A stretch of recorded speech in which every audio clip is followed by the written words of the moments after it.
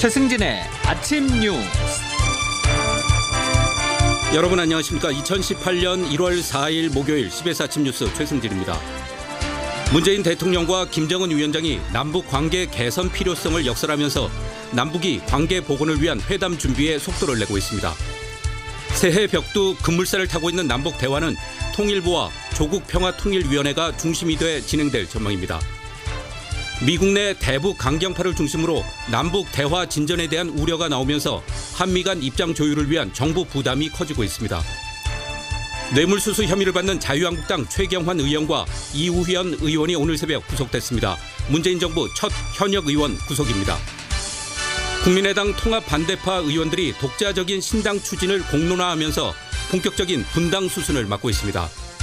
남양유업 대리점이 우유 배달 아르바이트 대학생이 그만둔다고 하자 월급의 10배가 넘는 배상금을 요구한 것으로 드러났습니다.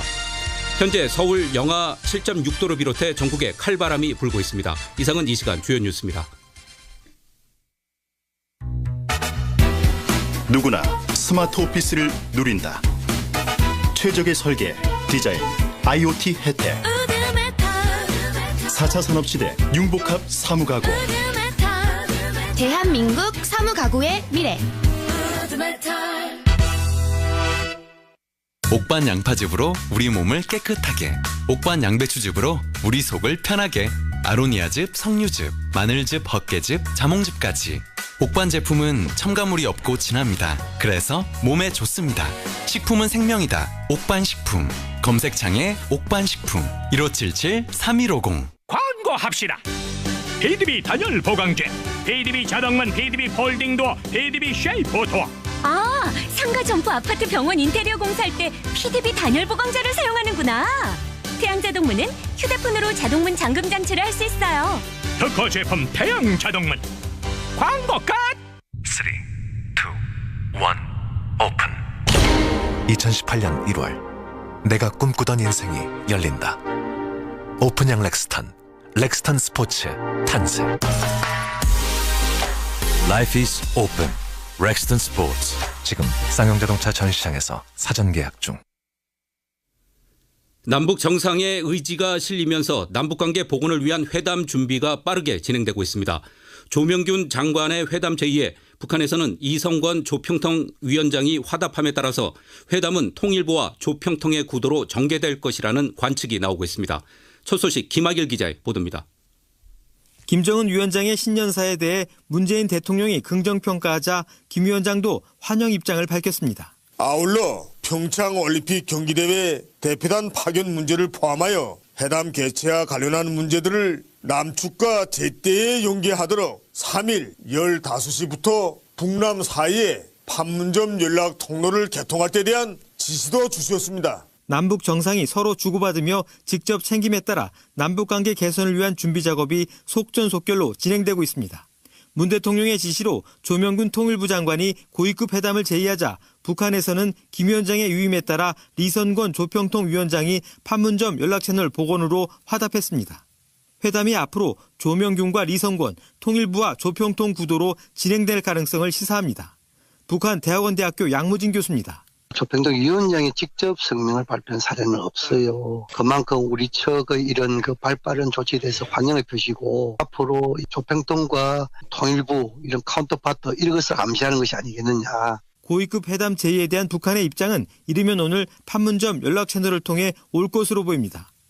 김정은의 신년사 발표 이후 나흘 동안에 이뤄지는 일입니다. 현재로서 북한의 평창 참가는 정해진 일로 보이고 추가로 어떤 의제를 회담에서 논의할 수 있을지 관심입니다. CBS 뉴스 김학일입니다. 미국 내 대북 강경파를 중심으로 남북 대화 급진전에 대한 불편한 반응이 잇따르면서 한미 간 입장 조율을 위한 정부 부담이 커지고 있습니다. 박초롱 기자의 보도입니다. 미국 정부는 현지 시간으로 지난 2일 남북 대화는 양측의 선택이라면서도 대북 압박 정책에 대해서는 입장 변화가 없음을 강조했습니다. 트럼프 대통령도 남북 대화를 두고 좋은 소식일 수도 아닐 수도 있다며 좀 더 두고 보겠다는 입장을 시사했습니다. 심지어 린지 그레이엄 미 상원 의원이 북한이 동계올림픽에 참가하면 미국은 참가 안 할 것이라 믿는다고 하는 등 일부에선 북한의 평창올림픽 참가에 대해서조차 부정적인 시각을 드러내는 상황입니다. 고요한 동국대 북한학과 교수입니다. 또 다른 한편으로는 이 공간을 활용해서 핵무력 완성의 시간을 벌려고 하는 거 아니냐는 우려가 있는 거죠. 따라서 향후 북한과의 대화에 있어 한미 간 조율 과정이 남북 회담의 규모나 의제를 정하는 데 결정적인 변수가 될 것이란 전망이 나옵니다. 핵 문제에 있어서만큼은 강경 일변도인 미국과 대북 제재 해제를 원하는 북한 사이에서 정교한 조율사 역할이 우리 정부에 요구되는 겁니다. 일단 정부로선 한미 간, 남북 간 까다로운 주제를 뒤로 미루고 일단 평창올림픽에 대화에 초점을 맞출 가능성이 큽니다. 한편 외신을 통해 북한이 다음 주쯤 또다시 미사일 도발을 감행할 가능성도 제기되면서 우리 정부가 대화를 향해 나아갈 길이 생각보다 험난할 수 있다는 지적도 제기됩니다. 신범철 국립외교원 교수입니다. 만약에 그게 사실이라면 화전양면 전술이라고 볼 수밖에 없는 거고, 이제 한미가 그 과정에서 서로 동의했었던 부분은 핵 문제에 있어서만큼은 양보할 수 없다는 미국 입장이 있었을 것이고. CBS 뉴스 박초롱입니다. 대표적인 친박계 인사로 불리는 자유한국당 최경환 의원과 이우현 의원이 뇌물수수 혐의 등으로 오늘 새벽 나란히 구속됐습니다. 김규용 기자의 보도입니다. 법원은 오늘 새벽 범죄 혐의가 소명되고 증거인멸의 염려가 있다며 최경환 의원에 대한 구속영장을 발부했습니다. 최 의원은 박근혜 정권 시절인 2014년 국가정보원 특수활동비 1억 원을 뇌물로 받은 혐의로 어제 3시간가량 영장 실질 심사를 받았습니다.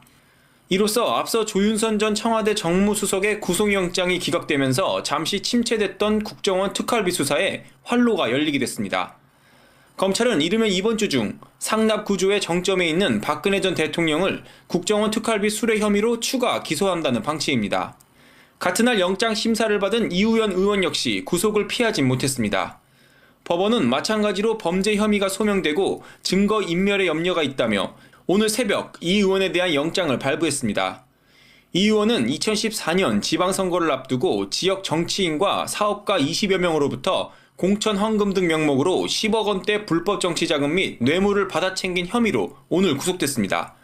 이로써 신문디 서울구치소에서 대기하고 있던 이들 두 의원은 곧바로 수감됐습니다.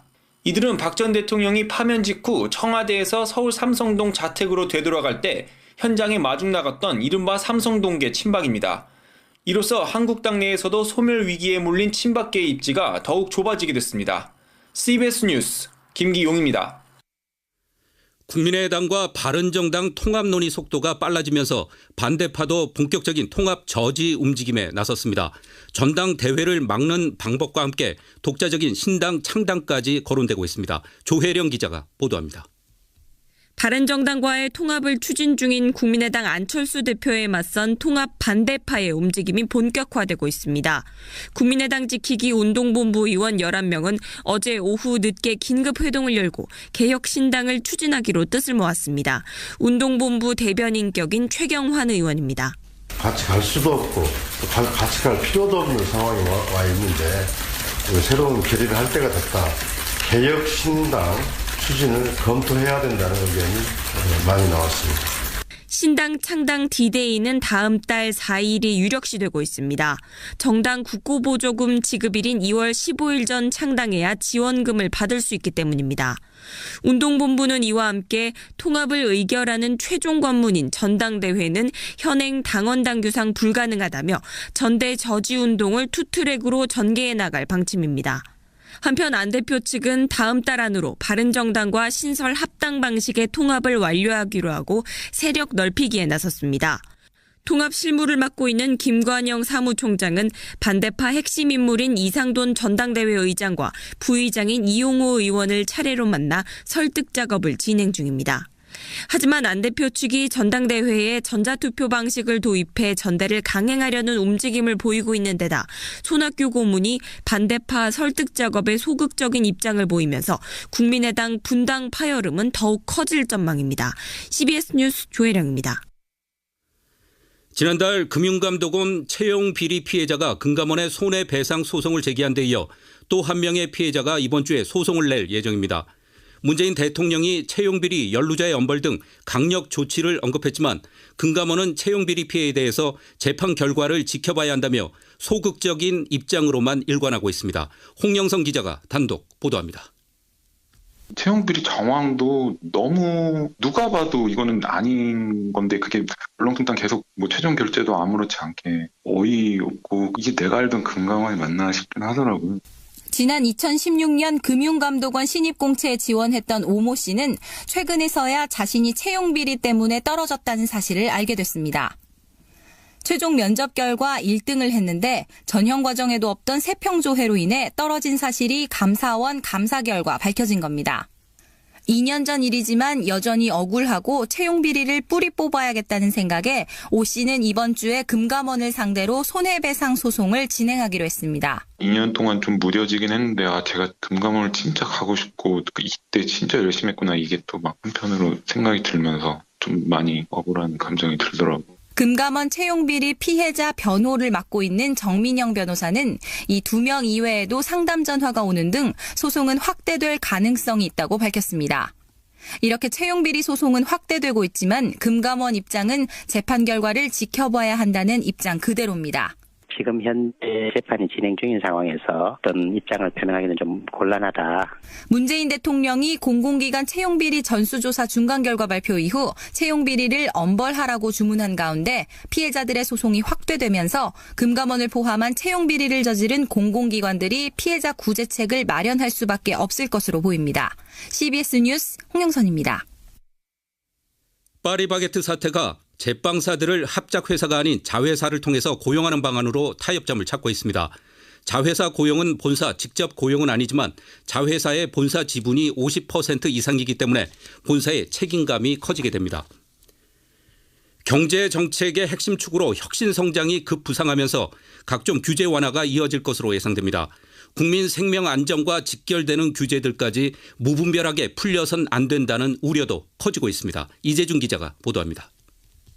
이명박 정부의 전봇대 뽑기, 박근혜 정부의 손톱끝 가시 빼기처럼 역대 정부마다 강조해온 게 바로 규제 완화입니다. 문재인 정부 역시 집권 2년차의 핵심 정책 가운데 하나로 규제 완화 카드를 빼들었습니다. 드론이나 빅데이터 등 신성장 산업 분야에 규제를 대폭 허문 모래놀이터, 즉 규제 샌드박스를 조성하겠다는 겁니다. 김동연 부총리 겸 기획재정부 장관입니다. 입법 전이라도 시행령, 시행규칙 등 행정입법, 고시 등 그림자 규제를 전면 재조사하여 신산업 발전을 저해하는 규제를 대대적으로 발굴 정비하겠습니다. 문재인 대통령 역시 이달 중 규제개혁 대토론회를 열어 이러한 흐름에 힘을 싣겠다는 구상입니다. 엊그제 신임 감사원장에게 임명장을 주는 자리에서도 규제에 대해선 감사를 완화해달라고 주문했을 정도입니다. 다만 박근혜 정부가 추진했던 규제 프리존 특별법과 서비스 발전 기본법은 최순실법이란 오명이 붙을 만큼 대기업 특혜로 인식돼 있다는 점에서 입법이 쉽지 않을 것으로 보입니다. 정부는 대신 벤처, 중소기업 등에 초점을 맞춰 꼭 필요한 규제만 정해놓는 네거티브 방식 도입을 추진한다는 입장이지만 우려는 가시지 않고 있습니다. 환경운동연합 생태보전팀 맹지연 국장입니다. 기업 의견은 맞추려고 하면서 실제 소비자들이나 국민의 삶과 관련돼 있는 것들을 검증되지 않은 것들을 그거 자체가 굉장히 무책임한 거죠. 국민 생명과 안전, 환경보전과 개인정보 보호 등에 관한 규제까지 허무는 우를 범해선 안 된다는 게 전문가와 시민단체들의 공통된 목소리입니다. CBS 뉴스 이재준입니다. 남양유업의 한 대리점이 우유 배달 아르바이트를 그만두는 대학생에게 월급의 10배가 넘는 배상금을 요구한 것으로 드러났습니다. 본사에겐 한없이 의리였던 대리점이 뒤에선 알바생을 상대로 갑질을 일삼고 있는 겁니다. 정석호 기자가 단독 보도합니다. 23살 대학생 A씨는 지난해 10월 인천의 한 남양유업 대리점에서 우유 배달을 시작했습니다. 추운 겨울 새벽부터 자전거를 타고 우유를 돌려 고작 월급 32만 원을 벌었지만 부모님 도움 없이 월세를 벌 생각으로 꿋꿋이 일했습니다. 그러나 2달 뒤 갑작스럽게 타 지역 회사에 인턴으로 합격하면서 문제가 생겼습니다. 당장 이사까지 해야 해서 점주에게 일을 그만둔다고 말하자 배상금 400만 원을 내놓으라는 답이 돌아온 겁니다. 알고 보니 꼼꼼히 살펴보지 못했던 계약서에 후임자 없이 그만두면 배달하는 가구당 5만 원씩 배상해야 한다는 독소 조항이 있었습니다. 하루라도 배달을 걸으면 배상금을 내야 한다는 내용까지 있었습니다. 한때 본사로부터 온갖 갑질을 당해 한바탕 홍역을 앓았던 대리점이 이제는 힘없는 알바생에게 갑질을 일삼은 겁니다. A씨입니다. 어이가 없었죠. 화가 나고. 그런 계약서 내용을 알면서도 대한민국 상황이 결국 똑같구나. 나아질 기미가 안 보인다. 제가 인수인계하고서 너무 죄송했던 게 저도 또 물려드린다는 게 죄짓는 느낌이 들었어요. 전문가들은 배달원들이 근로계약이 아닌 위탁 판매 계약을 맺어 근로기준법 적용이 되지 않는 현실을 지적하며 노동법 적용을 확대해야 한다고 입을 모읍니다. CBS 뉴스 정석훈입니다. 경찰이 남양건설 마형렬 회장의 골프장 여직원 폭행 사건을 공소권 없음으로 처리한 것으로 밝혀져 봐주기 수사 의혹이 일고 있습니다. 광주 CBS 박효진 기자의 보도입니다. 광주 전남 지역 중견 건설사인 남양건설 마형렬 회장이 골프장 여직원을 폭행한 것은 지난달 1일. 마 회장은 나주의 한 골프장 식당에서 빨간 립스틱을 발랐다는 이유로 여직원의 얼굴을 때리는 등 여러 차례 폭행한 혐의를 받고 있습니다. 그런데 경찰 수사를 놓고 봐주기 의혹이 일고 있습니다. 전남경찰청은 검찰의 사건을 송치하기까지 한 달이 걸렸습니다. 폭행 장면이 CCTV에 고스란히 찍히는 등 사건이 단순하고 직접 증거가 명백해 경찰이 가해자인 마 회장이 피해자와 합의하는 데 시간을 벌어준 것 아니냐는 비판이 경찰 내부에서조차 일고 있습니다. 명확하게 CCTV에 한 명이 다른 한 명을 일방적으로 때리는 게 나온다. 피의자 이제 신병이 뭐 확보돼 있거나 피의자가 뭐 소재불명이 아니고 증거가 명확하고 하면은 경험했을 때로는 일주일이 아니고 뭐 3일 안에도 송치하는 경우. 일반 폭행 사건의 경우 일주일 정도 걸리는 것과 좋은 대조를 보이고 있습니다. 여기다 경찰은 다른 사건과 달리 수사 과정과 처리 결과를 언론에 전혀 공개하지 않고 있습니다. 마 회장은 지역 언론사 사주이기도 해 경찰이 봐주기 수사를 한 것 아니냐는 의혹이 제기됩니다. 경찰은 마 회장과 피해자가 합의하자 이번 폭행 사건을 공소권 없음으로 최근 검찰이 송치하고 수사를 마무리했습니다. CBS 뉴스 박유진입니다. 부산 서부경찰서는 보호자에게 알리지도 않은 채 수술 집도일을 바꾼 혐의로 부산의 한 대학병원 46살 A 교수 등 의료진 6명을 붙잡아 이 중 4명을 불구속 입건하고 나머지 2명에 대해서는 과태료 처분을 통보했습니다. 당시 수술을 받은 환자는 뇌사 상태에 빠져 지난해 11월 결국 숨졌습니다. 다음은 간추린 소식을 정민아 아나운서가 전해드립니다. 묻지마 폭행으로 경찰에 쫓기던 40대 남성이 다리에서 투신했다가 달리던 승용차에 치여 숨졌습니다. 어제 오후 7시 40분쯤 경기도 구리시 토평동 강변북로에서 43살 김모 씨가 떨어져 강동대교 북단에서 서울 방면으로 달리던 승용차에 치였습니다. 김 씨는 전자발찌를 착용했고 경찰 조사 결과 경기도 하남시 풍납동의 한 미용실에서 돌멩이로 20대 여성 미용사의 머리를 때린 뒤 도주해 경찰의 추적을 받아왔습니다. 임종석 대통령 비서실장이 이명박 전 대통령의 비서실장인 임태희 전 의원에게 전화를 걸어 현 정권이 MB정부 시절의 비위를 캐려했다는 의혹은 사실이 아니라고 설명한 것으로 알려졌습니다. 청와대 관계자는 임 실장이 아랍에미리트를 다녀온 뒤 야당에서 현 정권이 MB정권을 뒷조사한다고 한창 공세를 할 때 임태희 전 의원에게 전화를 했다고 전했습니다. 트럼프 미국 대통령이 한때 자신의 최측근이었던 스티브 배넌 전 백악관 수석 전략가를 향해 미쳤다고 발끈했습니다. 배넌은 영국 가디언과의 인터뷰에서 2006년 트럼프 타워에서 트럼프 맏아들과 사위인 제러드 쿠슈너, 당시 캠프 선대본부장인 폴 매너포트, 그리고 러시아 정보원들 사이에 이루어진 회동은 반역적인 것이었다고 폭로했습니다. 교육부가 유치원 어린이집의 방과 후 영어 수업을 금지하는 쪽으로 방향을 잡고 이달 중 구체적인 일정과 방법에 대해 결론을 내기로 했습니다. 지금까지 간추린 소식이었습니다. 다음은 날씨 알아보겠습니다. 기상청에 나가 있는 이수경 리포터 전해주십시오. 네, 오늘 아침도 추위 대비 단단히 하셔야겠습니다. 찬바람이 불면서 지역에 따라 어제보다 약간 낮은 기온을 보이는 곳이 많은데요. 현재 서울이 영하 8.1도로 어제보다 1도 정도가 낮고 부산도 영하 1.6도 등 전국적으로 영하권의 날씨를 보이고 있습니다. 여전히 강원도와 충북 일부, 경북 북부 지역은 한파특보가 이어지고 있는 모습인데요. 낮 최고 기온 역시 어제보다는 약간 높지만 낮에도 쌀쌀한 날씨가 이어지겠습니다. 내일 내일부터 기온이 다소 오르면서 평년 이맘때의 겨울 날씨가 이어질 것으로 예상되는데요. 오늘은 서울과 동두천, 철원의 낮 기온이 0도에 머물겠고 대전 1도, 광주 3도, 대구는 4도가 예상됩니다. 오늘 오후부터는 점차 흐려지는 날씨 속에 제주도는 밤에 비나 눈이 내리겠는데요. 동풍의 영향으로 밤에 강원 동해안과 경북 동해안, 경북 북동 산간에는 1cm 안팎의 눈이 조금 오는 곳이 있겠습니다. 이어서 내일은 남부지방의 경우 아침까지 비나 눈이 내리겠고 다음 주 월요일에는 전국적으로 눈 소식이 있는 상태입니다. 날씨였습니다.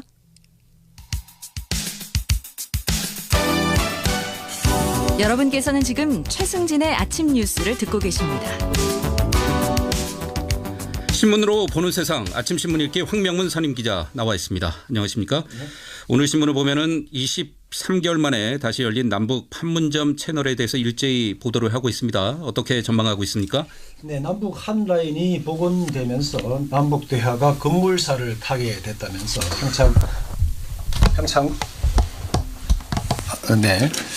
평창 고위급 회담이 임박했다고 전망들을 하고 있습니다. 남북이 판문점 연락 채널을 재가동한 것은 북한이 2006년 2월 개성공단 폐쇄에 대한 반발로 끊은 이후 1년 11개월 만인데요. 이번에 남북 고위급 회담이 열린다면 조명균 통일부 장관과 리성건 북한 조평통 위원장이 수석대표를 맡는 통일부와 조평통의 고위급 창구가 유력하다고 전망을 하고 있습니다. 그러나 미국은 이번 남북 대화 분위기에 신중 모드를 보이고 있다면서 트럼프 정부는 대화를 제안한 북한 김정은의 진정성을 확인할 때까지 최대의 압박 정책을 유지할 것으로 보인다고 분석을 하고 있습니다. 남북 대화 분위기가 북미 대화 국면으로 이어지기 위해서는 북한의 추가 도발 여부가 핵심 변수가 될 것이라는 전망인데요. 여전히 살얼음판인 북핵 문제가 해결의 실마리를 찾게 될지 주목이 되고 있습니다. 네, 미국 언론에서는 조만간 북한의 미사일 추가 도발 가능성을 보도하고 있는데 가능성은 조금 낮아 보입니다. 우리 사회의 기부 천사가 사라지고 있다고 하는데요. 지난해 사랑의 온도탑이 4년 동안 가장 낮았다면서요? 네, 우리 사회 기부자 수가 1년 새 7만 명이나 사라졌다고 하는데요. 사회복지공동모금회에 현재 사랑의 온도탑 온도도 80.5도로 최근 4년 동안 가장 낮았다고 합니다. 경기 부진에다 기부단체에 대한 불신이 겹치면서 우리 사회 기부 가뭄 현상이 이어지고 있다는 것인데요. 관련 통계가 집계된 2006년부터 기부자 수는 금융위기를 겪으면서도 증가세를 이어왔는데 최근 4년째 내린 감소세를 보이면서 지난해 기부자 수 감소폭이 역대 최대에 이르렀다고 합니다. 문제는 이 같은 기부 감소 현상이 일시적인 것이 아니라는 데 있는데요. 고령화로 기존 기부자는 줄어드는데 청년들이 취업을 하지 못하면서 새로운 기부자를 찾지 못하는 것이 지금의 현실로 세를 맞고 있는 지금 우리 사회의 우울한 자상을 보여주고 있는 것이어서 대책 마련이 시급하다는 지적이 나오고 있습니다. 네, 기부 감소는 딸의 친구를 살해한 이영학 사건도 영향이 있는 것으로 보여지고요. 6월 항쟁을 다룬 영화죠. 1987 단체 관람이 붐이라고 하면서요. 네, 영화 1987이 흥행의 순항을 이어가면서 개봉 일주일 만에 관객 수 300만 명 돌파를 눈앞에 두고 있다고 하는데요. 정치인과 경찰 등 단체 관람도 줄을 잇고 있다고 합니다. 국민의당, 정의당, 민주당 등 각 당 정당 지도부들이 잇따라 영화관을 찾고 있고 또 앞서 검찰과 경찰 수장들이 동반 관람을 했는데 경찰 본청 200여 명도 단체 관람할 예정이라고 합니다. 또 영화관을 통째로 빌려서 시민들을 초청하는 일도 있는데요.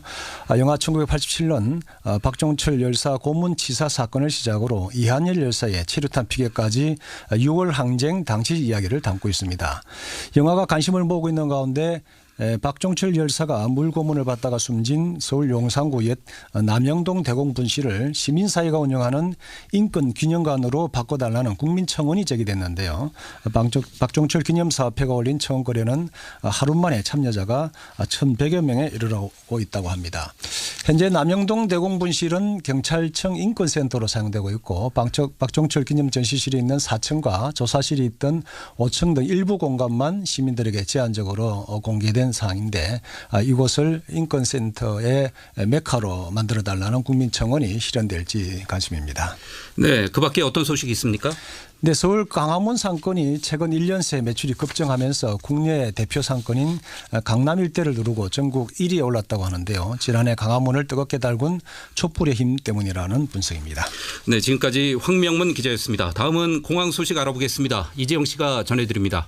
네, 목요일 아침 찬 공기는 매섭지만 비행기 운항은 순조롭습니다. 이 시각 현재 국내 노선들은 정시 운항이 이어지고 있고요. 국제선 중에는 오전에 인천공항으로 도착하는 비행기 가운데 광저우에서 들어오는 아시아나항공 358편과 세부에서 들어오는 대한항공 632편, 그리고 사이판에서 들어오는 제주항공과 싱가포르에서 들어오는 대한항공 등이 연결 문제 등으로 도착이 지연되고 있으니까 참고하시기 바랍니다.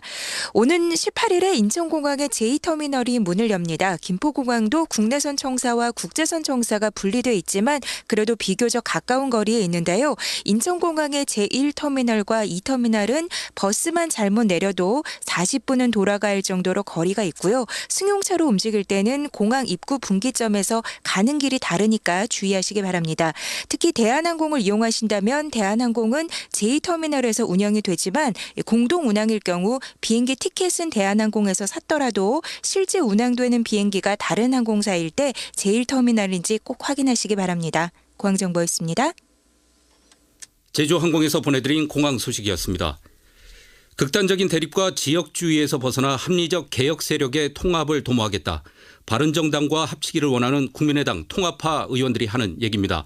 이 말에 크게 토를 달 만한 분은 많지 않아 보이지만 총선 이후 국민의당이 지금까지 특별히 보여준 게 뭐가 있느냐는 질문은 안 할 수가 없습니다. 앞으로 새로운 비전을 보여주지 못하면 지지율이 떨어진 두 개의 정당이 지방선거를 앞두고 단순히 합쳤다는 비판이 더 커질 겁니다. 뉴스로 마치겠습니다. 잠시 후에 김현정의 뉴스쇼가 이어집니다. CBS. 주말인데 뭘 먹지? 아, 밥은 요리다가 있지? 맛집에서 먹던 맛 그대로 간편하게 하림 밥은 요리다. 자, 골라들 보세요. 여보, 난 춘천식 닭갈비 볶음밥. 엄마, 난 안동식 찜닭 볶음밥. 하림이 만들면 밥도 요리가 된다. 밥은 요리다. 안녕하세요. CBS 아나운서 김윤주입니다. 2018년 무술년이 밝았습니다. 새해는 늘 새로운 꿈과 희망을 갖게 하죠. 특히 올해는 취업난으로 깊어진 청춘들의 한숨이 취직 후 환한 웃음으로 바뀌어지길. 정량화된 스펙으로 지원자의 실력을 재단하기보단 공정하게 실력만으로 평가받길. 평등한 기회 속에서 취업의 문을 두드릴 청년들의 힘찬 도약을 한국산업인력공단이 응원합니다. 이 캠페인은 실력 중심 사회를 만드는 한국산업인력공단이 함께합니다. 안녕하세요. 야구 여신 최희입니다. 스포츠에서는 개개인의 역량도 필요하지만 팀워크가 제일 중요하잖아요. 산업 현장은 어떨까요? 생산성 향상만큼 일터의 안전이 중요하고 안전을 위해서는 원하청의 팀워크, 공생협력이 필요하죠. 원청이 빨리빨리만 강조하며 하청 근로자의 안전과 건강을 챙기지 않는다면 하청은 사고 위험까지 떠안게 된답니다. 원청과 하청이 함께할 때 안전이 완전해진다는 점 꼭 기억해 주세요. 이제 우리 모두 안전의 신이 되어보자고요. 조심조심 코리아, 이 캠페인은 고용노동부와 안전보건공단이 함께합니다. 스위스의 정신과 의사인 폴 트루니에 박사는 우울증 환자를 치료하는데 하루 2번 아침 저녁으로 시편 23편을 묵상할 것이라고 처방했습니다. 예방의학자 황성주 박사는 성경 속에 있는 건강 지혜로 모든 질병의 악순환을 끊고 건강하게 살아갈 수 있다고 합니다. 성경 속에는 100세 인생의 비결과 몸과 마음을 소생시키는 평화의 건강법이 담겨 있습니다. CBS 북스가 펴낸 황성주 박사의 건강 10계명을 통해 건강의 신비를 만나보세요.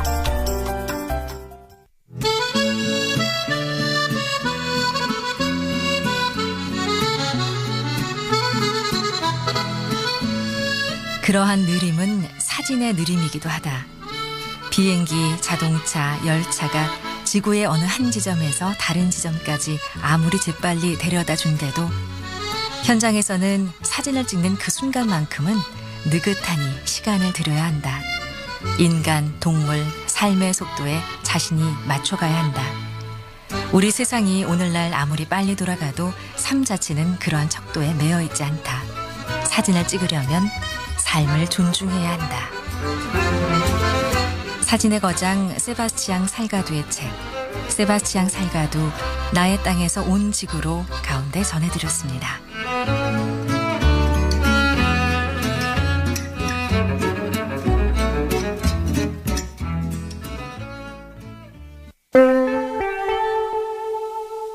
이 아름다운 당신과의 순간이 우리 곁에 더 오래 머무르기를. 인간의 시간을 연구하는 기업 메디톡스에서 현재 시간을 알려드립니다. 인간의 시간을 연구하는 기업 메디톡스에서 7시 30분을 알려드립니다.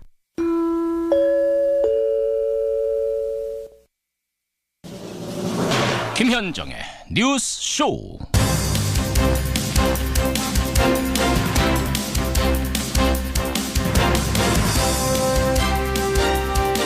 애청자 여러분 안녕하십니까?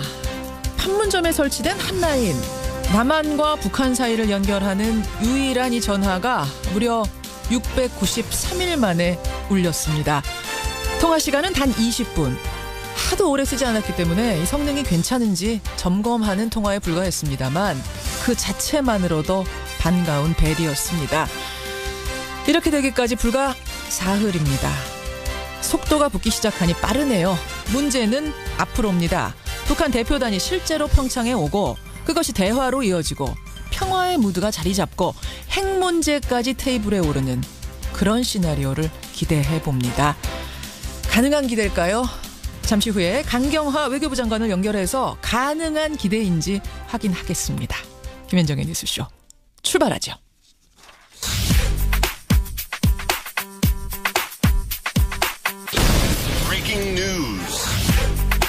김현정의 뉴스쇼가 주목한 오늘의 포인트 김정훈 기자 나와 있습니다. 어서 오세요, 김 기자. 네. 오늘 첫 번째 포인트 뭐부터 볼까요? 네, 현 정부 첫 현역 의원 구속입니다. 자유한국당 최경환 의원, 이후연 의원 어제 영장실질심사가 있다는 소식까지는 전해드렸는데 결국 구속이 됐습니다. 네, 최경환 의원은요 박근혜 정부 당시 국가정보원으로부터 1억 원의 특수활동비를 뇌물로 받은 혐의였죠. 예. 이후연 의원은 지역 정치권 인사 등으로부터 10억 원이 넘는 불법 정치자금 그리고 뇌물을 받아 챙긴 혐의를 받고 있었습니다. 오늘 새벽 구속영장이 발부됐고요. 두 사람은 새 정부 들어서 구속된 첫 현역 의원이라는 불명예를 안게 됐네요. 예. 특히 최경환 의원은 친박 핵심 인사였다는 점에서 더 의미가 있는데 그렇죠. 그가 구속되면서 친박계는 사실상 침몰하게 됐습니다. 예, 오늘 권영철 선임 기자가 지금 와이뉴스 준비하고 있는데요. 네. 제목이 최경환 구속. 왜 끝이 아니라 시작일까? 오늘 이런 주제예요. 네. 좀 더 깊이 들어가 보죠. 특수활동비 수사는 어떻게 다시 탄력을 받게 되는 겁니까? 그렇죠. 조윤선 전 장관의 영장이 기각되면서 그 수사가 주춤했는데 당시 법원은 특수활동비를 뇌물로 볼 수 있는가를 두고 다툼의 여지가 있다 이렇게 밝혔거든요. 그렇죠. 최경환 의원이 구속되면서 그 검찰 수사는 다시 속도를 낼 수 있게 됐습니다. 예, 다음 포인트 뭡니까? 네, 법원 블랙리스트 확인입니다. 법원 블랙리스트. 그러니까 판사들의 성향을 분석해서 만들었다는 그 리스트잖아요. 네, 김명수 대법원장 취임 이후에 이른바 사법부 블랙리스트 의혹에 대한 추가 조사가 진행돼 왔는데 예. 법원 행정처 그 컴퓨터를 놓고 강제 개봉을 할 수 있다 없다 논란이 벌어져 왔거든요. 그런데 관련 문건의 존재는 확인됐다는 겁니다. 판사 블랙리스트 존재가 확인됐다고요? 네, 관련 문건의 존재가요. 추가 조사위원회는 강제 개봉 논란을 피하기 위해서 특정 단어들을 검색해보는 방식을 이용한 것으로 전해졌는데 예. 거기서 잡혔다는 것이죠. 예. 향후 조사에 속도가 붙을 것으로 보이고요. 그런데 반발도 거셉니다. 의혹만으로 법관의 컴퓨터를 강제로 열어볼 수는 없다는 주장이 사법부 일각에서 이어지고 있고요. 이와 관련해서는 자유한국당 주광덕 의원이 추가 조사위원회 소속 판사와 김명수 대법원장을 고발하기도 했습니다. 그러니까 완전히 연 건 아니군요. 그렇습니다. 검색하는 방식으로 어떤 퍼즐의 한 조각조각만 본 거예요. 그렇죠. 네. 계속 논란이 좀 이어지겠네요. 주목하죠. 마지막 포인트 봅니다. 네, 수도권 AI 비상입니다. 경기도 포천이에요. 이번에는 포천의 농장에서 조류 인플루엔자가 확인이 된 거죠. 네, 포천 영북면의 한 산란기 농가인데 어제 의심 신고가 들어서 당국이 검사를 했거든요. AI 양성 반응이 나왔네요. AI가 전남을 넘어서 수도권까지 확산되는 것 아니냐 우려가 나오고 있고요. 특히 포천은 전국 최대 닭산지이고 평창 동계올림픽이 열리는 강원도 인접지역이잖아요. 그러네요. 방역 당국이 잔뜩 긴장하고 있습니다. 여기까지 오늘의 포인트. 김정훈 기자 수고하셨습니다. 네. 한일 위안부 합의에 비밀 합의가 있었던 것으로 드러났습니다. 합의한 적이 없거든요. 그 합의는 무효다 하는 말이 있어야 돼요. 판문점 연락 통로를 개통할 때 대한 지시도 주셨습니다. 남북관계 개선을 위한 준비 작업이 속전속결로 진행되고 있습니다. 북한은 정말 평창올림픽에 참석을 할까요? 혹시 그 이상의 대화로 이어질 가능성도 있을까요? 여기에 대해서 미국 강경파의 압박 같은 건 또 없는 걸까요? 박근혜 정부가 일본과 맺었던 위안부 합의 흠결이 많았다는 게 우리 TF 발표인데 그건 어떻게 되는 걸까요? 중국과 관계는 또 완전히 회복이 된 걸까요? 이 모든 과제를 짊어진 곳 바로 외교부입니다. 참 할 일이 많은 곳이죠. 오늘 뉴스쇼에서는 강경화 외교부 장관을 초대했습니다. 라디오 첫 출연이세요. 직접 만나보죠. 강경화 장관 연결합니다.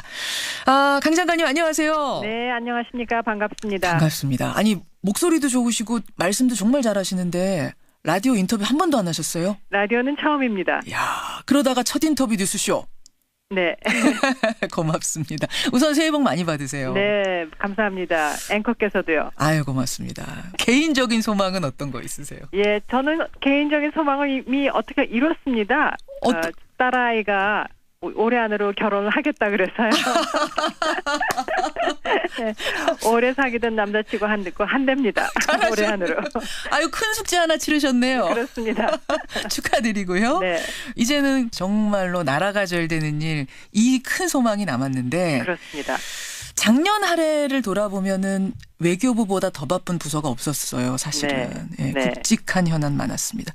점수를 매긴다면 100점 만점에 몇 점이나 주시겠어요? 예, 그 점수라는 게 참 위험 부담이 있더라고요. 제가 한번 당했습니다. 그러셨어요? 그러면 유보? 점수는 유보? 예, 점수는 유보. 뭐 많은 것을 이룬 것 같습니다. 일단 그 새 정부 들어서 정상 외교를 완전히 회복을 했고요. 예. 또 사관과의 관계 관리 정상 궤도에 올랐고 또 사강을 넘어서 그 외교 다변화에 있어서도 신북방, 신남방 정책 아주 야심차게 힘차게 시작을 했습니다. 그래서 이룬 것이 많이 있습니다만 또 아쉬운 부분도 많이 있고요. 예. 가장 많이 아쉬운 것은 북핵 문제와 관련해서 해결의 실마리를 풀지 못한 채 한 해를 넘겼습니다. 그렇기 때문에 이번에 북한이 평창에 오겠다 하는 그 신년 소식이 우리로서는 상당히 환영할 부분이고요. 북한의 참여를 통해서 더욱더 평창의 그 평화의 재전이라는 그 프로필이 한층 더 높아지겠죠. 그렇죠. 그리고 또 평창을 통해서 그렇게 남북 사이의 그런 좋은 접촉이 이루어지는 계기로 더욱더 남북 간의 그 좋은 모멘텀이 또 형성이 될 수 있는 그런 부분이 있고요. 그래서 저희는 것은 모든 것을 고려해서 모든 가능성을 염두에 두고 바삐 움직이고 있습니다. 이야기가 나온 김에 그럼 북한 얘기부터 좀 풀어보죠. 북한 얘기. 김정은 신여사 저는 좀 놀랐는데 장관님은 어떠셨어요? 예상을 좀 하셨습니까? 그 정도 나올 거라고? 저희가 늘 그랬지만은 북한의 작년대 그 도발이 많지 않았습니까? 도발에 대해서도 저희가 대비를 하고 있고 그렇지만 어떤 계기가 되어서 또 대화 국면으로 갈 수 있다 하는 예상도 저희가 늘 했습니다. 그래서 뭐 전혀 이게 뜻밖의 일은 아니고요. 그렇지만 어쨌든 우리가 지속적으로 발신했던 평창 메시지 그다음에 남북 간의 접촉이 필요하다는 이런 메시지에 긍정적인 호응이 왔기 때문에 저희로서는 분명히 환영하는 바입니다. 도대체 어떻게 이 깜짝 메시지가 나온 거야? 국민들 입장에서는 사실 좀 깜짝이거든요. 네. 물밑으로 언제부터 어떤 식으로 다각적으로 평창 메시지가 간 거예요, 북으로? 네. 북한도 국제 그 올림픽 가족의 일원입니다. 그래서 올림픽은 물론이고 또 패럴림픽스까지요. 그래서 뭐 전 세계의 모든 NOC가 참석을 하는 게 당연한 그런 평화의 대전이고 IOC, IPC도 북한의 참석을 독려하기 위해서 많은 노력을 기울여 오고 있었습니다. 그래서 그런저런 메시지를 통해서 북한이 고려를 해서 이번에 오겠다 하는 결정을 내린 게 아닌가 싶습니다. 그렇군요. 그리고 12월에 중국에 다녀와서 그 북한 체육계 인사들하고 물밑 접촉했던 최문순 지사. 최문순 지사가 며칠 전에 저희 출연하셨어요. 그분의 느낌으로는 참가할 가능성 100%다라고 말씀하시더라고요. 동의하십니까? 공감하십니까? 맞추셨네요. 실제로 뭐 일단은 저기 통일부에서 공개적으로 제의한 그 회담에 반응이 온 것 같고요. 상시 채널 열겠다 이런 반응. 맞추셨네요란 말씀이니까 네. 100% 올 거라는 거를 강 장관도 확신하신다는 말씀. 네. 자, 그러면 어느 정도 규모로 오는가, 누가 오는가 이 부분도 상당히 중요한데 뭐 네. 선수단 당연히 오고요. 응원단 올 테고요. 예술단도 올 가능성이 있다고 보세요? 예, 협의를 시작을 해봐야겠죠. 통일부의 그 발표대로 우리는 그 시기나 뭐 형식이나 이런 거에 대해서 열린 자세로 북한이 원하는 대화를 평창 올림픽 관련해서 예. 이산가족 상봉 문제라든가 예. 등등에 대해서 일단 마주 보고 얘기를 시작을 해야지 이런 좀 구체적인 진전이 이루어지겠죠. 아니 올림픽 참가하느냐 마느냐 이 얘기 넘어서 네네. 이산가족 문제, 경제협력 문제, 북핵 문제까지 다 대화로 이어질 수 있다고 보세요? 뭐 일단은 저희는 올림픽에 북한의 참석 문제를 위주로 이제 논의를 물론 한다. 시작은 그렇습니다만. 맞습니다. 그리고 이 북핵 문제는 남북만의 문제가 아닙니다. 이거는 예. 국제사회의 최대의 안보 현안이기 때문에 예. 남북만의 채널로 이게 해결이 될 문제가 아니고요. 그래서 그 문제에 있어서는 미국은 물론이고 국제사회의 공조를 통해서 예. 대화를 이루어 나갈 부분입니다만 북핵 문제에 대해서도 추가적인 도발을 분명히 중단하고 비핵화 대화에 나선다면은 비핵화 대화를 할 수 있다 하는 그런 원칙적인 입장도 고수하고 있습니다. 예, 그러니까 저는 물론 이번 회담으로 이게 핵 문제 해결까지야 당연히 안 되겠죠. 네. 하지만 적어도 이번에 문 연 것이 통로 연 것이 네. 올림픽 후에 딱 닫히는 게 아니라 네. 경제 협력에 대한 대화, 핵 문제 해결의 장으로까지 이어질 가능성은 있는 것인가? 가능성만이라도 좀 보고 싶어요. 뭐 여러 가능성을 다 열어놓고 우리가 움직이겠습니다만 그 사안에 따라서는 우리 혼자만 할 수 있는 문제들이 아니지 않습니까? 그렇죠. 예. 그렇기 때문에 특히 한미 공조가 아주 중요합니다. 그래서 모든 문제에 있어서 그 미국하고는 긴밀히 다양한 레벨에서 협의를 하면서 예. 진행을 하고 있습니다. 바로 그 부분 제가 질문 드리려고 했습니다. 네. 김정은의 신년사가 나온 후에 우리는 이제 활짝 환영이었습니다. 네. 우리가 원하던 바니까요. 평창 오는 문제. 그런데 미국의 분위기는 조금 애매한 것 같아요. 강경파에서는 불편한 기색이 역력하고 네. 백악관도 북한 지켜보겠다. 뭐 트럼프 대통령도 SNS에서 핵 버튼 내 책상 위에는 작동이 되는 버튼이 있다. 뭐 이런 식으로. 네, 네. 그래서 이게 미국하고 우리가 얘기가 잘 되면서 지금 가는가 네. 궁금해요. 네. 어떻습니까? 뭐 각자의 시각에 따라서는 그런 반응이 다를 수가 있습니다만 북핵 문제, 한반도 안보 문제에 있어서는 예. 분명히 한미 간의 공조는 굉장히 긴밀하고 단단하다 이렇게 말씀드릴 수 있습니다. 이 평창 올림픽 참가하는 것까지는 미국이 지금 우리와 같이 하는 거죠, 뜻을? 그렇습니다. 확실히 네. 같이 하는 것이고. 네네.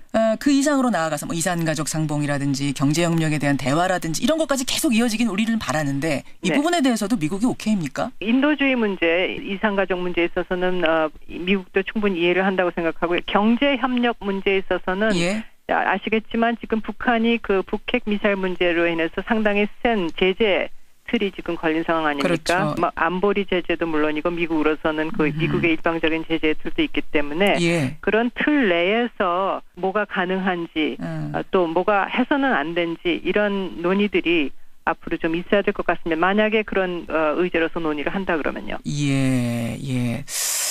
김정은 위원장이 우리와 미국과 중국 사이의 대북 공조를 지금 흔들려고 하는 그 전략에 우리가 말려드는 것 아니냐. 뭐 이렇게 좀 비판적으로 보는 시각 우려도 있더군요. 이건 어떻게 생각하십니까? 그 의도에 대해서는 여러 가지 분석이 있을 수 있습니다. 우리도 나름대로 뭐 다양한 의도 분석도 하고 있고요. 정부 차원에서도 외교부도 분석을 하고 통일부, 뭐 국방부 다 다양한 그런 의견을 취합하고 있습니다만 예. 대외적인 메시지, 그거는 우리가 제의했던 메시지 아닙니까? 그렇죠. 평창에 온다 하는 그런 메시지는. 예. 그렇기 때문에 그 대외적인 메시지는 그것대로 우리가 적극 호응해야 한다 하는 뜻에서 이제 환영을 하고 이제 대화에 나설 준비를 하고 있습니다. 그러니까 말리는 것 아니다. 평창은 우리가 먼저 제안한 것 아니냐. 있는 그대로 좀 받아들여라. 뭐 이런 말씀으로 들리네요. 강경화 외교부 장관 만나고 있습니다. 위안부 문제 잠깐만 여쭐게요. 장관. 예. 일본 얘기. 박근혜 정부에서 맺은 한일 위안부 합의 과연 어떻게 맺어진 건가 TF가 조사를 해보니까 중대한 흠결이 있었다는 게 드러났습니다. 그래서 중대한 흠결이란 건 제 표현이 아니고 문재인 대통령의 표현인데 외교부가 입장 내셨어요. 빠른 시일 내에 관련 조처를 마련하겠다. 네네. 관련 조처 어떤 거를 말씀하시는 걸까요? 네, 일단 문제가 된 게 그 합의, 그리고 합의가 어떻게 해서 그런 합의가 나왔는지 그 경과가 자세히 분석이 되었고, 그래서 그 평가가 나왔습니다. 예. 그래서 결국 이 합의를 어떻게 끌고 갈 것인가, 예. 국내적으로 또 일본과의 관계에 있어서 이게 일본과의 합의지 않습니까? 그렇죠. 그렇기 때문에 그 정책적인 결정을 함에 있어서 가장 그 합의 자체가 부족했던 부분이 합의자, 이 당사자인 문제의 당사자인 피해자 또 그분들을 지원해온 단체들과의 소통이 부족했다 한 게 가장 큰 흠결이었다. 피해자들이 소외됐어요. 네, 그렇습니다. 예. 그래서 저희 정부의 입장을 정립해 나감에 있어서 1차적으로는 하여튼 이 피해자들 가족 단체들과의 그 아주 집중적인 소통 이런 것이 필요하다 해서 그 소통의 그 스케줄을 지금 짜고 있습니다. 할머님들 직접 만나세요, 외교부에서? 그렇습니다. 혹시 장관님이 직접 만나세요? 가능한 한도 내에서 제가 직접 뵐까 그러고 있습니다. 언제쯤 그럼 만나세요, 할머님들? 예, 근데 만나야 돼. 아마 대부분의 할머니들이 상당히 이걸 마음을 이래 터놓고 토로하실 때 비공개로 원하세요. 그래서 그 소통 일정이라든가 이런 건 저희가 공개를 안 하고 혹시 나중에 다 한 다음에 그 사이 이런 분들을 만났습니다. 이렇게 발표를 할 수는 있을 것 같지만 언제 어디에 누구를 만나러 간다 이거는 공개 안 하기로 저희 방침을 정했습니다. 양해해 주시기 바랍니다. 되도록 빨리면은 1월 달 중으로는 어쨌든 만나보시면 가능한 빨리 지금 진행을 하려고 지금 준비를 하고 있습니다. 지금 피해자들하고 소통해서 피해자 중심의 해결을 하겠다 말씀하셨습니다. 피해자 중심의 관련 조처를 하겠다. 그렇다면 피해 할머님들은 지금 이런 반응 보이세요. 우리는 받아들일 수 없다. 이건 진정한 사과로 볼 수 없다. 이 합의 파기해라. 이렇게 요구하시면 그럼 이거 파기할 수 있는 겁니까? 할머님들의 입장에서는 충분히 그런 요구를 하시리라고 생각도 되지만은 또 정부로서는 중요한 이웃인 그 일본하고의 관계도 관리해야 될 그런 부분이 있습니다. 그렇기 때문에 어떻게 보면 서로 상반된 그런 어떤 디맨드 속에서 정부 입장을 정리해야 되는 게 그게 어려움입니다만 어쨌든 진정한 소통을 할머님들과 할 준비가 있습니다. 어려움인데 이 파기라는 것이 사실 조약, 심지어 조약인 경우도 파기를 한 역사가 있거든요. 그렇습니다. 이건 합의입니다. 그렇다면 파기를 하려면 할 수도 있는 겁니까? 뭐 모든 게 가능합니다. 그렇지만 그 결과에 대해서도 충분한 생각을 하고 결정을 해야 되겠죠. 일본의 반응은 1mm도 우리는 움직일 수 없다. 꿈쩍할 수 없다는 그러고 있습니다. 반응이 나왔습니다. 그러면 파기 어려운 건가요? 재협상 어려운 건가요? 일본은 끈질기게 그 입장을 지금 고수하고 있습니다. 외교부의 몫이기도 하죠. 일본하고의 이 문제를 가지고 어떻게 이 어려운 고비를 풀어나가느냐가. 네, 하여튼 그 많은 고민을 하고 있습니다. 파기나 재협상을 위해서 어려운 일이지만 외교부는 최대한 노력하겠다라는 말씀. 피해자들이 원한다면 이 말씀으로 정리해도 괜찮겠죠. 예, 아직 그렇게 결론까지 안 났습니다. 노력하겠다 정도로 보면 되겠습니까? 알겠습니다. 장관님 감사드리고요. 끝으로 덕담 짧게 한 말씀 해주시고 인사로 마무리 짓죠. 예, 이 새 정부가 촛불혁명의 힘으로 태어난 그야말로 국민의 정부 아닙니까? 그렇기 때문에 대통령이야 우리 정부 모든 장관님들 정말 국민을 위해서 열심히 일하고 있는데 또 국민들께서도 이웃을 서로 위하는 그런 한 해가 되셨으면 좋겠습니다. 올 한 해도 하실 일이 너무 많습니다. 건강 잘 챙기시고요. 새해 복 많이 받으십시오. 네, 감사합니다. 고맙습니다. 네. 강경화 외교부 장관이었습니다.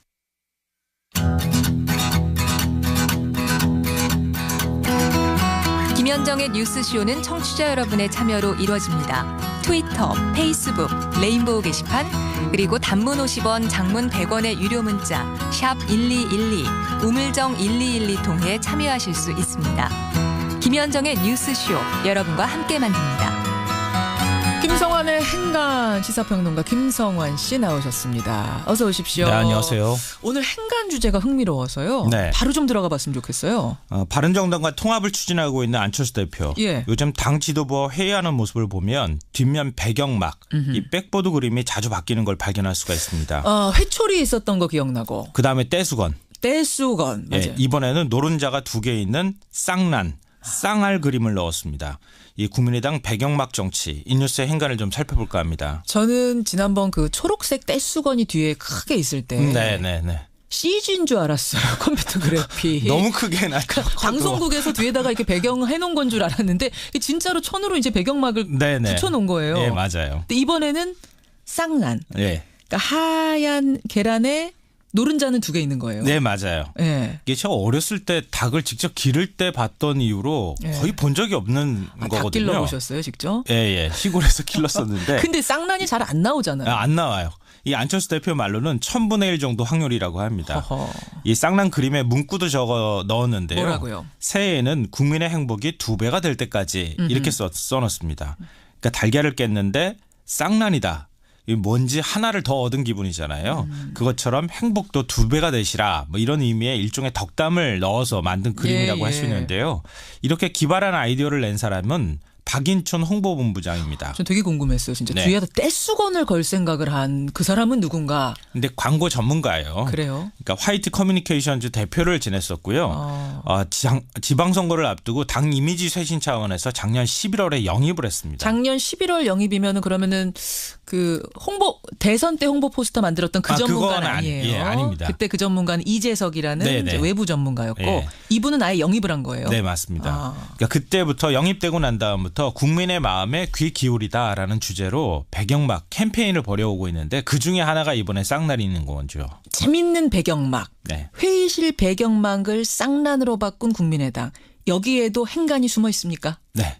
첫 번째 행간은 배경막 그림을 연결하면 숨은 메시지가 보인다입니다. 숨은 메시지요? 네.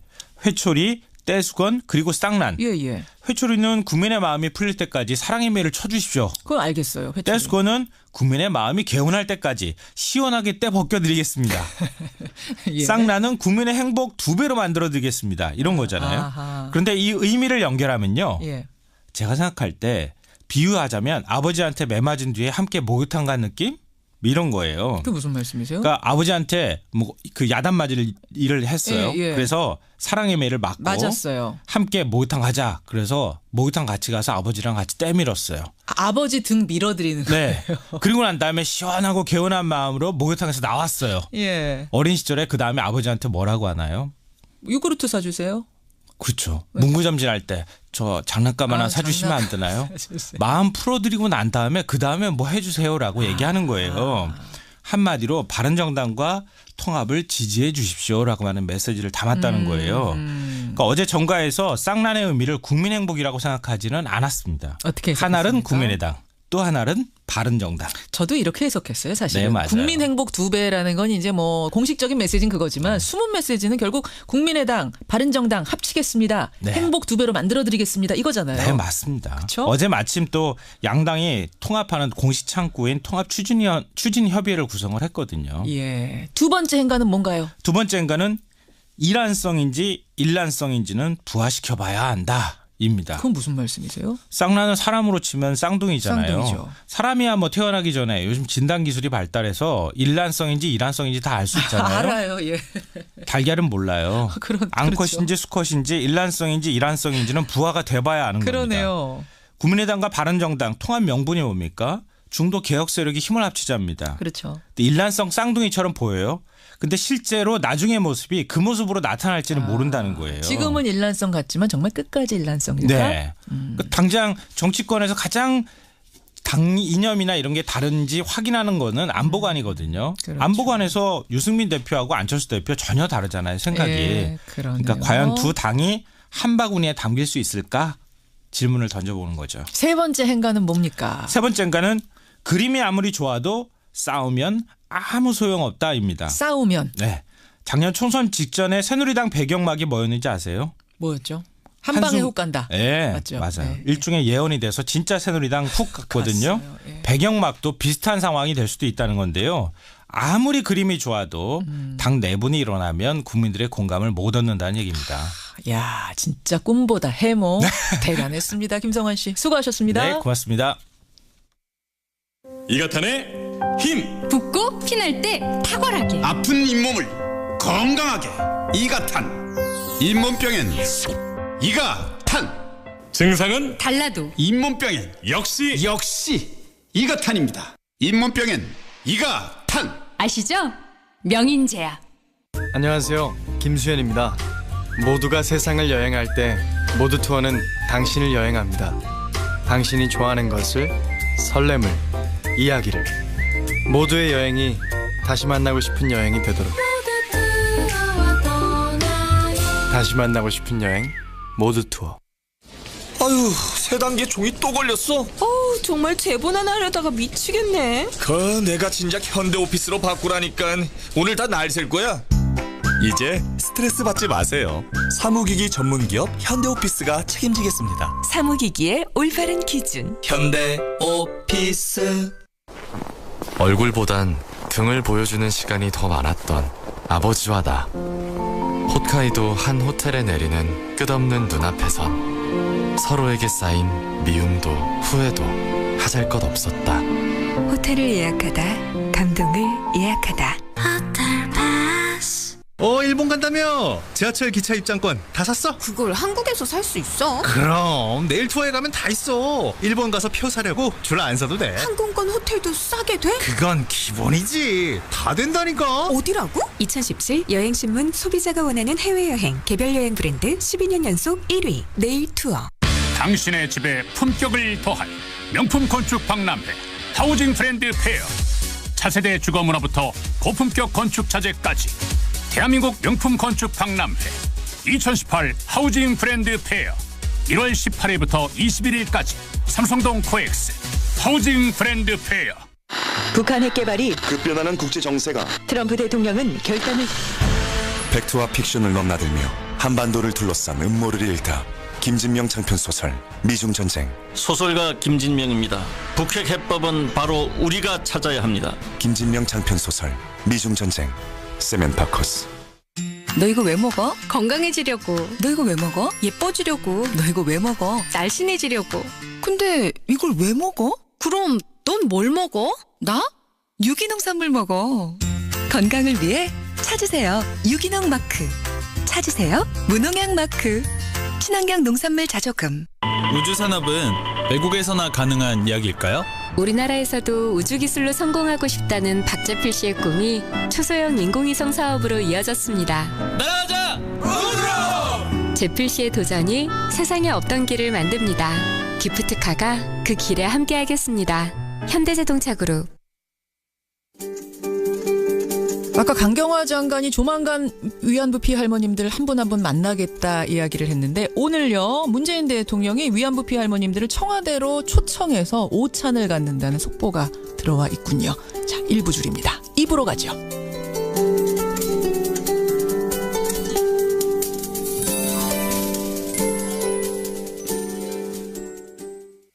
CBS 반도여보라 행복 DJ 김현욱입니다. 오늘은 보라 엄마의 사연이네요. 우리 집 남자들이 달라졌어요. TV만 보던 남편은 서재에서 책을, 아이는 별동학습관에서 연필을 잡아요. 유보라가 우리 가족에겐 최고의 선물이네요. 유보라 고마워요.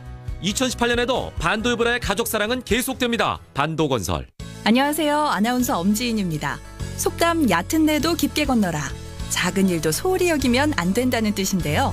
산업 현장에서 꼭 명심해야 할 말이 아닐까요? 화학 공장의 화재 폭발 사고는 지역 주민에게까지 큰 피해를 줄 수 있어 예방이 중요한데요. 첫째, 정부는 유해 화학물질 취급 사업장의 지도 점검을 강화하고, 둘째, 사업주는 전문 교육, 사전 점검과 대응 훈련을 철저히, 셋째, 근로자는 안전 수칙을 꼼꼼히 준수하는, 이것이 바로 정부와 사업주 그리고 근로자의 안전 3박자가 아닐까요? 조심조심 코리아. 이 캠페인은 고용노동부와 안전보건공단이 함께합니다. 안녕하세요. 엄마 검객 남현희입니다. 우리 주변에는 생명에 대한 책임을 지고 꿈을 향해 나아가는 멋진 엄마들이 있습니다. 당당하고 자랑스러운 엄마, 미혼 양육모. 그들의 행복한 미래를 응원해주세요. 동방사회복지회와 사랑의 열매가 함께합니다. 고국을 떠나 있지만 마음은 하나 함께였지. 한민족만의 슬기와 향기를 널리 전하며 세계 곳곳 어디서나 한국의 이름을 드높이 빛내리. 우린 하나 커져도 언제나 함께 있는 세계 속에 글로벌 코리아. 재외 동포재단. 안녕하세요. 평창 동계올림픽 성공을 기원하는 대한민국 국민 이영입니다. 세계인의 축제 2018 평창 동계올림픽이 내년 2월 9일 시작됩니다. 국경과 인종을 넘어 하나 되는 평창. 꿈, 열정, 새로운 희망. 함께해요. 평창. 2018 평창 동계올림픽은 2월 9일부터 17일간, 2018 평창 동계 패럴림픽은 3월 9일부터 10일간 개최됩니다.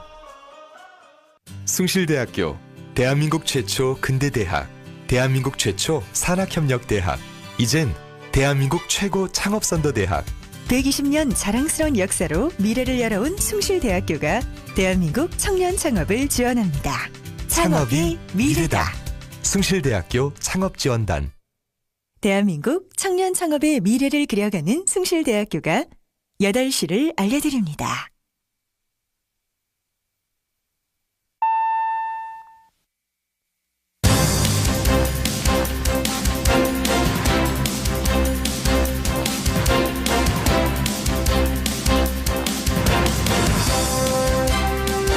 김현정의 뉴스쇼 2부 출발합니다. 전주교도소의 한 재소자가요, 교도관 4명을 고소했습니다. 그러니까 지금 수감이 돼 있는 사람이 교도관을 고소한 거죠. 아주 이례적인 일입니다. 심한 폭행을 당했다는 건데 도대체 어떤 일이 교도소 안에서 벌어진 건지 수감자의 어머니 잠시 후 직접 연결해 보겠습니다. 청취자들, 그 고준희 양 시신 발견 소식까지는 지난주에 전해주셨는데 그 다음엔 어떻게 됐습니까? 이런 문자들이 꽤 많이 들어오는데요. 그 뒤로도 고준희 양 관련된 새로운 내용들이 계속 들어오고 있습니다. 참 기막힌 사건, 오늘 탐정 손수호에서 파고 들어가 보지요. 화제 인터뷰에서는 소방관 한 분을 만납니다. 여러분 2003년 태풍 매미 기억하실 거예요. 그때 신고를 받고 출동을 하던 소방차 위로 타워 크레인이 덮칩니다. 그러면서 한 소방관이 다리를 절단하는 큰 사고를 당하는데요. 그분 의족을 차고 지금도 소방관으로 활동하고 있습니다. 이 이야기가 도덕교과서에 실린답니다. 예. 도덕교과서에 이름을 올리게 된 부산 전영환 소방위의 사연 들어보죠. 50원에 담은 100원의 장문 유료 문자 샵 1212 카톡 레인보우까지 열어놓고 출발합니다. 이가탄의 힘! 붓고 피날 때 탁월하게, 아픈 잇몸을 건강하게 이가탄. 잇몸병엔 이가탄. 증상은 달라도 잇몸병엔 역시 이가탄입니다. 잇몸병엔 이가탄. 아시죠? 명인제약. 바닷물을 마실 수 있는 물로, 더러워진 물을 다시 깨끗한 물로. LG의 수처리 솔루션이 물 걱정 없는 세상을 만들어갑니다. 옳은 미래 LG. 좋은 약은 잘 듣는다고 합니다. 그래서 구주제약은 잘 듣습니다. 아픈 사람의 말을 잘 듣고 아픈 몸의 소리를 잘 듣습니다. 세상에서 가장 잘 듣는 약을 만들기 위하여 잘 듣는 회사 구주제약. 지아씨 굿모닝. 요즘도 변비? 아니요, 굿모닝 S. 굿모닝 S? 네, 변비 치료제 굿모닝 S. 굿모닝 S. 네, 생약으로 만든 한방 변비약 굿모닝 S. 변비엔 굿모닝 S. 일하는 사람들의 정치 시대를 여는 민중당, 민중의 직접 정치를 실현하는 민중당, 광장의 주인에서 정치의 주인으로 민중당, 민중이 행복한 나라 민중당. 결혼할 때 흑침대가 달라졌습니다. 디자인을 새롭고 세련되게, 건강함에 모던함을 더했습니다. 흙에서 숲을 만난다면 이것이 진짜 흑침대. 사랑해요, 흑표 흑침대. 현재 전주교도소에 수감 중인 재소자가요, 교도관 4명을 고소했습니다.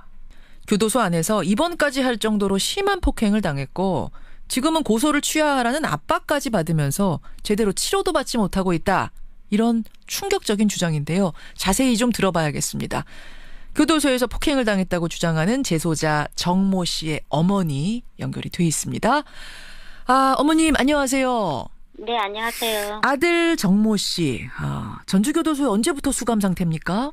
지금 5년째거든요. 5년째. 전주교도소 간 건 4월 달에 간 걸로 알고 있어요. 다른 곳에 있다가 지난 4월에. 네네.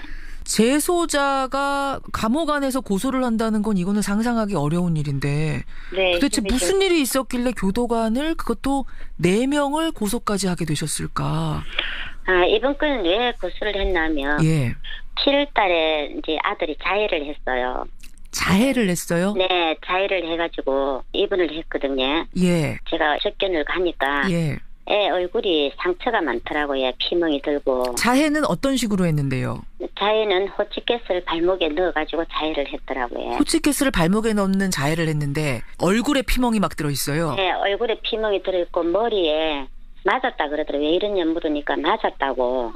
교도관들한테? 기동대 한 사람한테 맞았다 하더라고요. 기동대라고 하면 교도관하고는 다른 건가요? 네, 그 뭐 진압종 같더라고요. 교도소 안에 있는 진압종? 네. 예. 그러니까 머리에 불룩하게 튀어나와 있고 피멍이 들어가 있더라고요. 예. 들어보니까 별거 아닌 걸로 가지고 예. 맞았는 것 같더라고요. 그래서 일단 그날은 넘어가셨어요? 예, 넘어갔어요. 예, 그리고 나서요?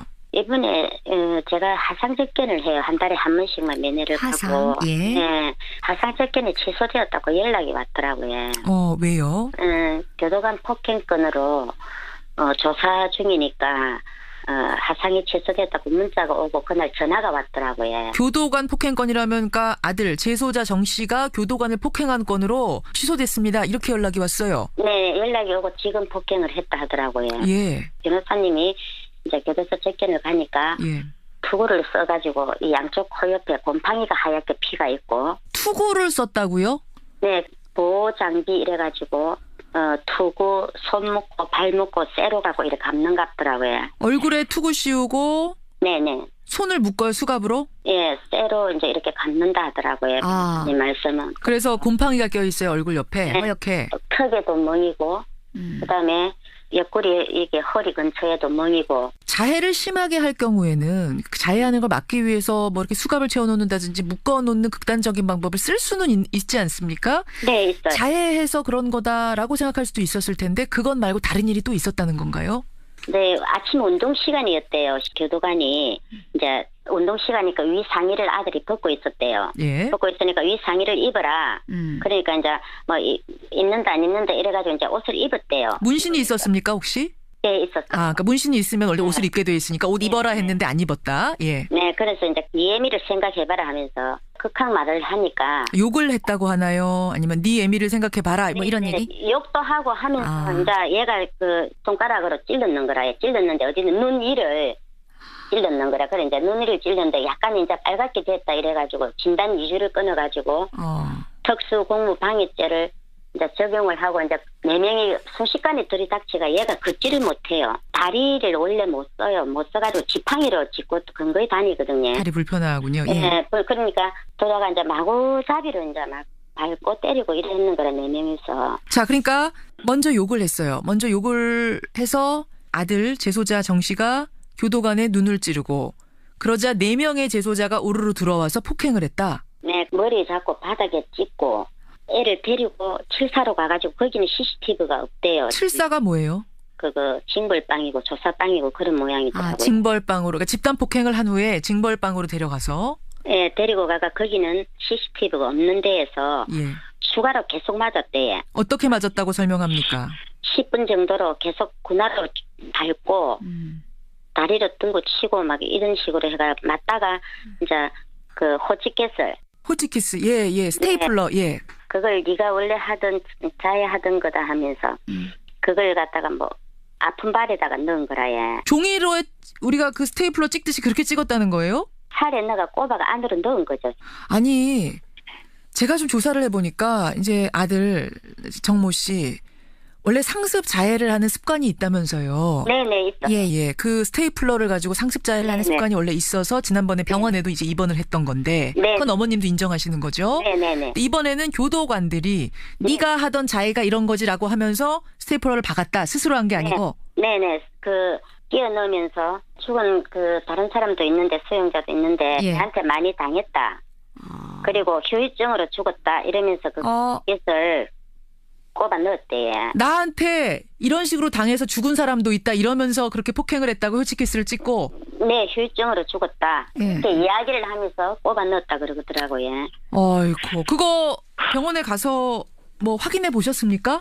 병원에 사진이 있어요. 애가 할 때, 그 꼽아 넣었을 때 사진하고. 예, 예. 이 사람들이 교도관들이 넣었을 때 사진하고 모양도 틀렸고요. 우리가 그 CT 찍은 거를 가져왔거든요. 사실 제가 지금 그 질문 드리려고 했어요. 원래도 자해하던 습관이 있던 사람이니까. 네네. 아들이 자해를 해놓고 지금 교도관이 했다라고 말할 가능성은 혹시 없겠는가라는 건데.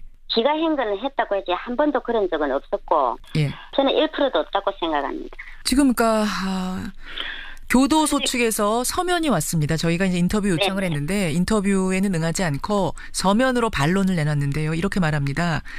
눈을 찌르는 폭행을 먼저 했기 때문에 교도관 측에서는 재소자를 제압하는 정도만 있었지 그 외의 가혹행위는 없었고 다리의 상처는 평소 하던 그 자해를 한 것뿐이다. 이렇게 주장하는데요. 네, 아니요.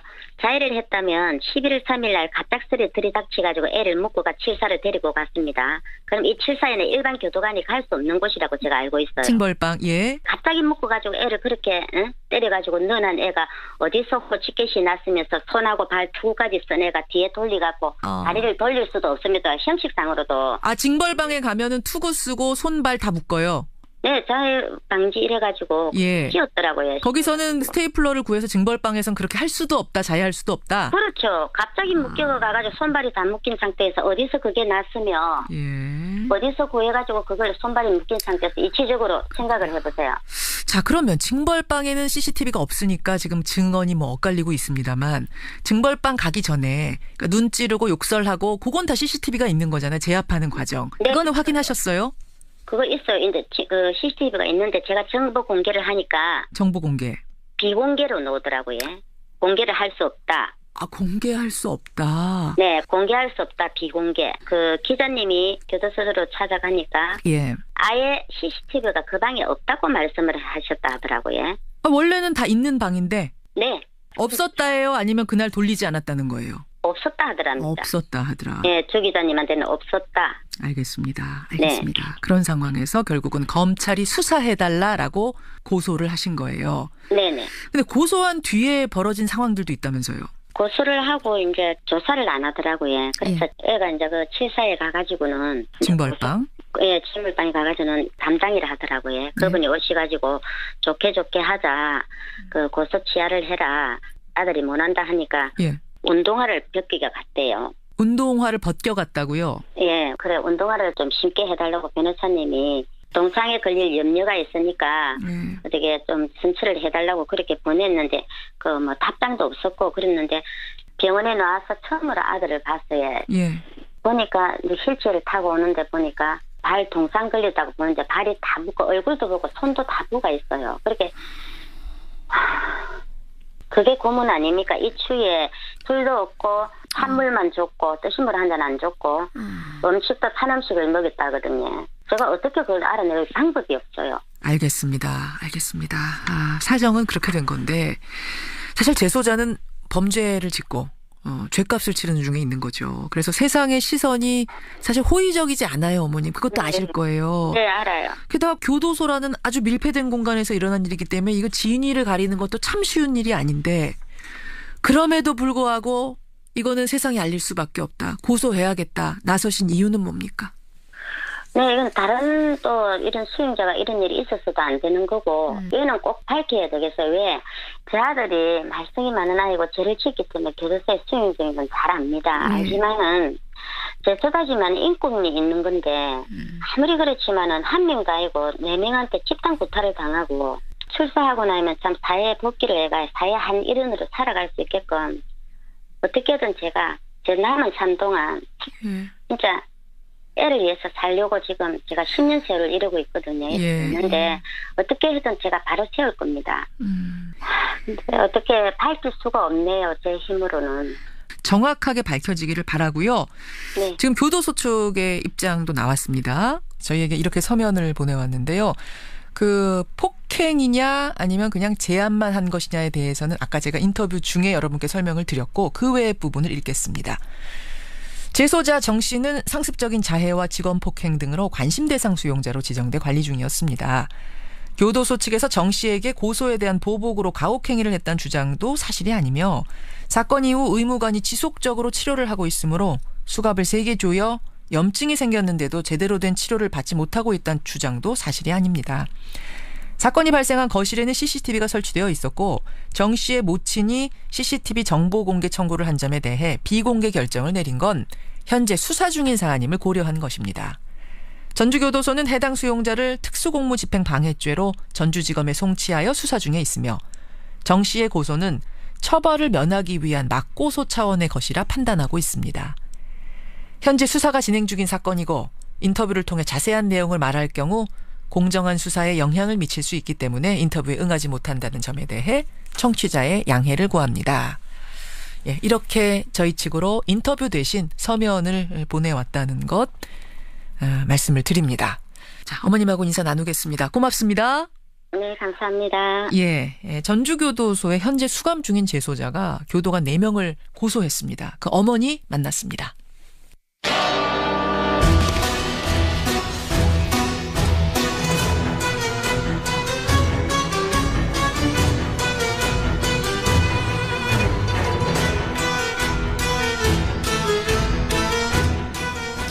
탐정의 눈으로 사건을 들여다봅니다. 탐정 손수호.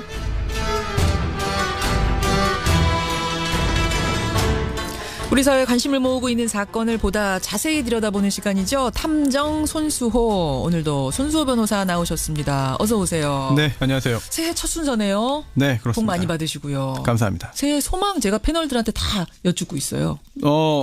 올해는 하루에 7시간 이상 자는 게 소원입니다. 아니, 몇 시간 주무세요 지금? 그보다는 덜 자고 있기 때문에 충분히 좀 수면을 취하는 게 목표이자 올해 희망이죠. 네. 저 이런 소망은 처음 봤어요. 7시간 자는 게 소망이다. 네, 근데 할 수 있을 것 같습니다. 새 나라의 새 네. 어린이처럼 태어나는. 아니, 늦게 자고 늦게 일어나면 네. 꼭 좀 이루시기 바랍니다. 네, 워낙 노력하겠습니다. 바쁘세요. 워낙 바쁜 분이에요. 건강도 챙기시길 바라고.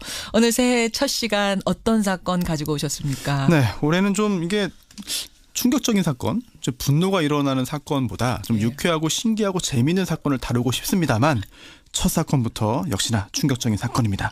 바로 고준희 양 사망 사건인데요. 그러니까요. 워낙 큰 화제라서 피해갈 수가 없어요. 오늘 그 시신 유기 현장에 대한 현장 검증한다면서요? 네, 오늘 오전입니다. 예, 예. 완주, 군산 등지에서 현장 검증이 예정되어 있는데요. 그동안 준희 양의 친부가 입을 열어서 이제 안매장된 준희 양의 사체가 발견됐습니다. 예. 하지만 사망 시점, 원인, 학대 등의 다른 범죄가 있는지 등을 여전히 수사하고 있는데요. 계속 새로운 이야기 나오고 있습니다. 맞아요. 친부가 이 본인의 동거녀도 이제 사체 유기에 가담했다고 실토를 했고요. 예. 그리고 수사가 진행되면서 이들이 이제 준희 양 생전에 학대를 한 것이 아니냐라고 하는 정황이 조금씩 나오고 있습니다. 맞습니다. 사실은 이제 준희 양이 살아있을 가능성에 대해서 우리가 포기하지 않고 대대적인 수색도 하고 방송으로 찾기 캠페인도 하고 온 국민이 기도하지 않았습니까? 그랬기 때문에 사실은 지금 더 허탈해요. 그렇습니다. 많은 분들 기억하실 거예요. 경찰 또 소방관들 200명 이상이 아주 꽁꽁 얼어붙은 저수지 위에서 얼음 깨면서 혹시라도 저수지에 빠지지 않았을까 수색하던 장면이 있었는데요.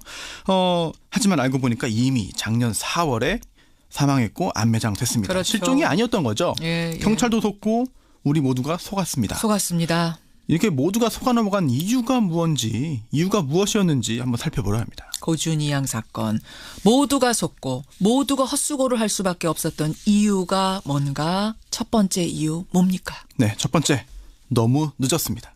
뭐가 너무 늦었어요? 신고가 늦은 거죠. 신고가? 네. 실종 신고가 너무 늦은 거죠. 이렇게 실종 신고가 늦었기 때문에 수사에 혼선이 발생됐고 차질이 생겼습니다. 예. 친부와 이 동거녀의 진술에 따르면요.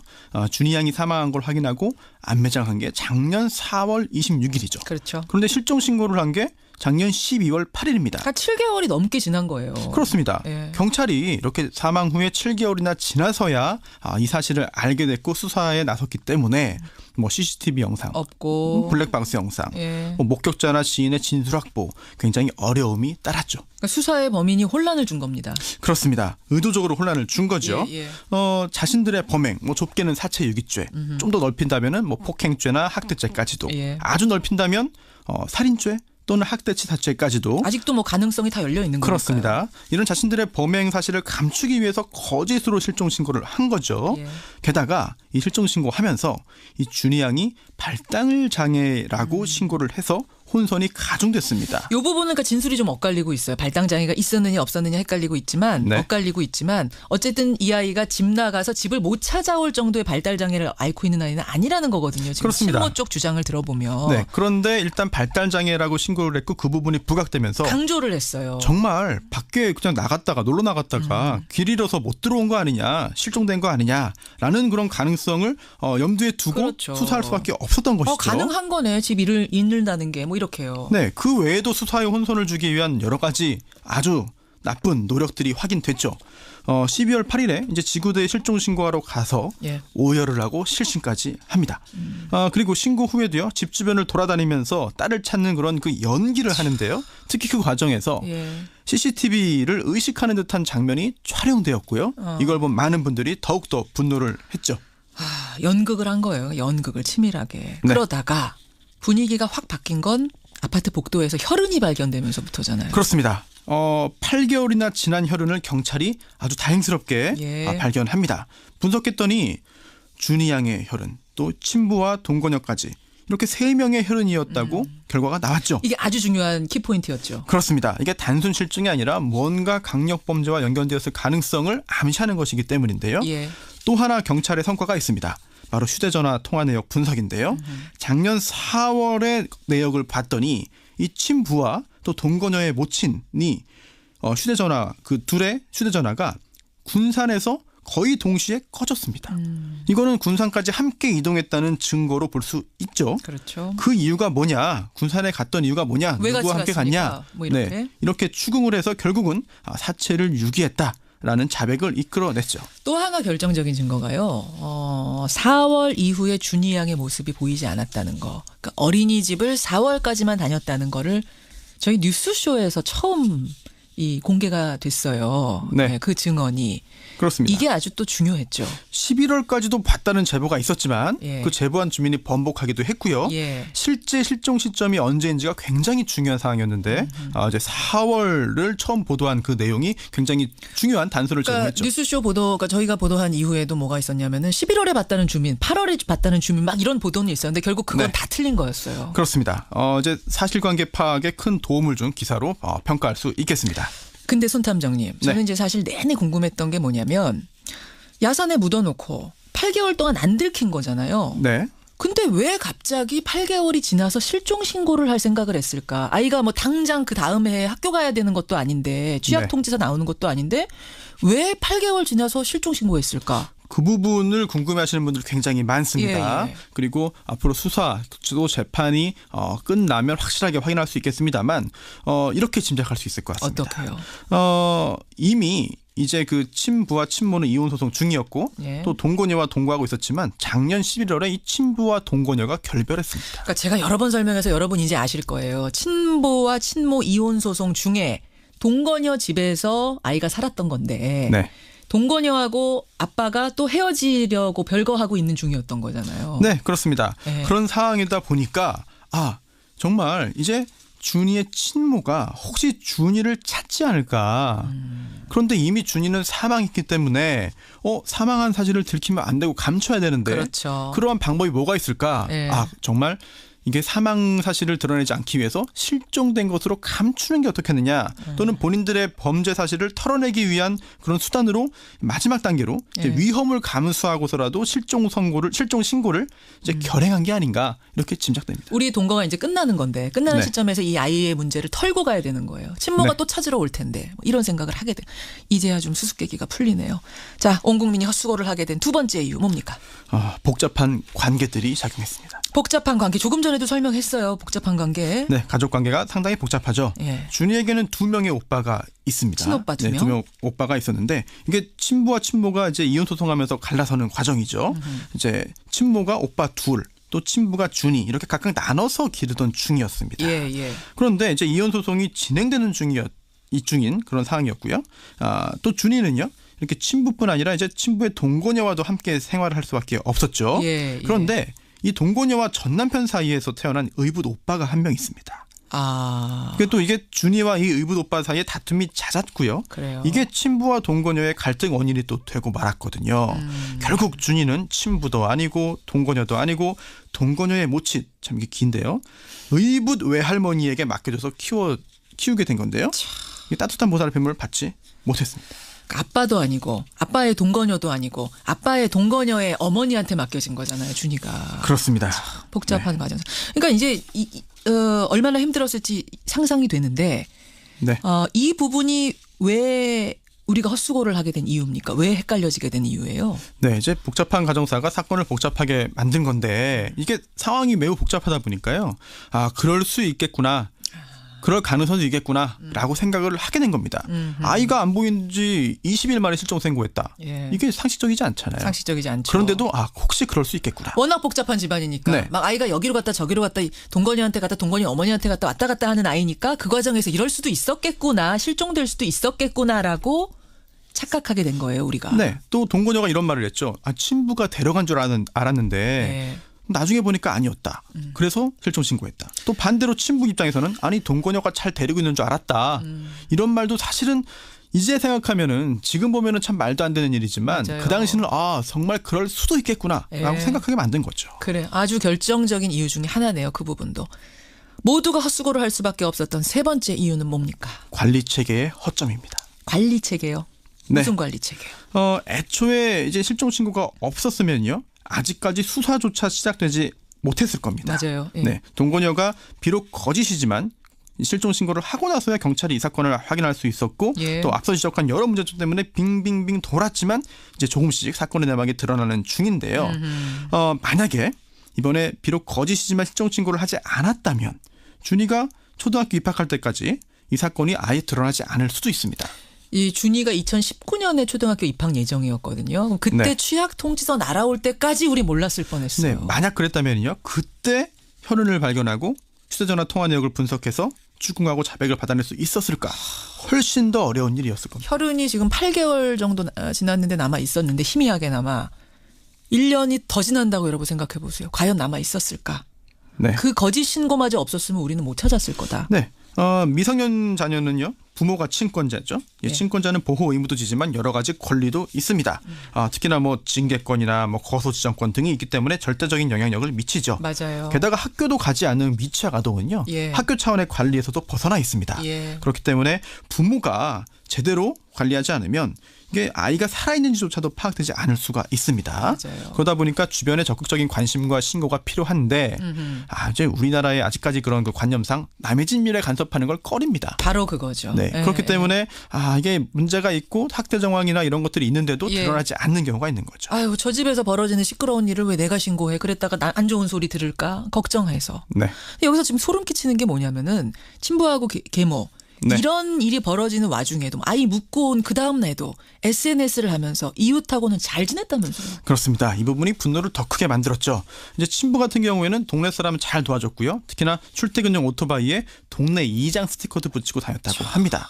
다 아시다시피 준이 사망 전으로 SNS에 여러 가지 그런 자신의 취미 생활도 올리고 했죠. 예. 동거녀 역시 마찬가지입니다. 친환경 재료를 사용해서 인기가 좋았던 김밥집을 운영했는데 주변에 아들 하나 키우는데 아토피를 앓고 있다. 그래서 나는 좋은 재료를 쓴다라고 말을 했습니다. 예. 하지만 본인이 키우던 이제 본인이 관리하던 어떤 준이에 대해서는 제대로 된 관리를 전혀 하지 않았고요. 지난 1월부터는 약도 안 줬다면서요. 그렇습니다. 갑상선 기능 저하증 앓고 있는데도. 마치 준이가 살아있는 것처럼 연기를 하면서도 정말 그에 대한 건 책임은 전혀 하지 않은 거죠. 참 가슴 아픈 사건입니다. 손탐정의 마지막 한마디 뭡니까? 가슴으로는 슬퍼하되 머리로는 냉정해야 할 것 같습니다. 뭘 냉정해야 됩니까? 무슨 말씀이세요? 이 사건의 본질은 이제 친부 등의 어떤 비인간성 그리고 범죄입니다. 예. 그에 대해서 진상을 밝히고 철저하게 책임 추궁을 해야 됩니다. 뭐 질타나 비난을 아낄 필요가 없습니다. 예. 하지만 거기서 그치면 안 되고요. 이번 사건 등을 비롯해서 여러 아동 학대 정황이 있는 사건들의 경우에 그동안 분노만 했지 여러 가지 개선책까지 연결되지는 못한 것 같아요. 맞아요. 그래서 이 준이가 갑상선 기능 저하증을 앓았는데요. 지속적인 치료나 처방이 필요한 상황이었습니다. 예. 그랬는데 갑자기 병원 방문이 뜸해지거나 아니면 뭐 처방을 받지 않는다라고 하면은 자동적으로 수사기관에 통보되는 시스템을 마련해 보거나 그런 시스템 아니면 이혼 소송 중인 부모가 자녀를 각각 나눠서 키울 때는 법원 차원에서 직접적으로 나서서 지속적인 확인을 하는 제도를 만들거나 전화 한 통화 확인이라도 좀. 네, 이런 지혜나 아이디어를 모으면 이번에는 조금이라도 효과적인 대책이 나오지 않을까 생각되고요. 함께 고민하고 바꿔나가야 될 것 같습니다. 이 뒷부분이 제일 중요하네요. 예, 그냥 울고 끝내지 말자. 새겨야겠습니다. 손소 탐정 손소 변호사 수고하셨습니다. 네, 감사합니다.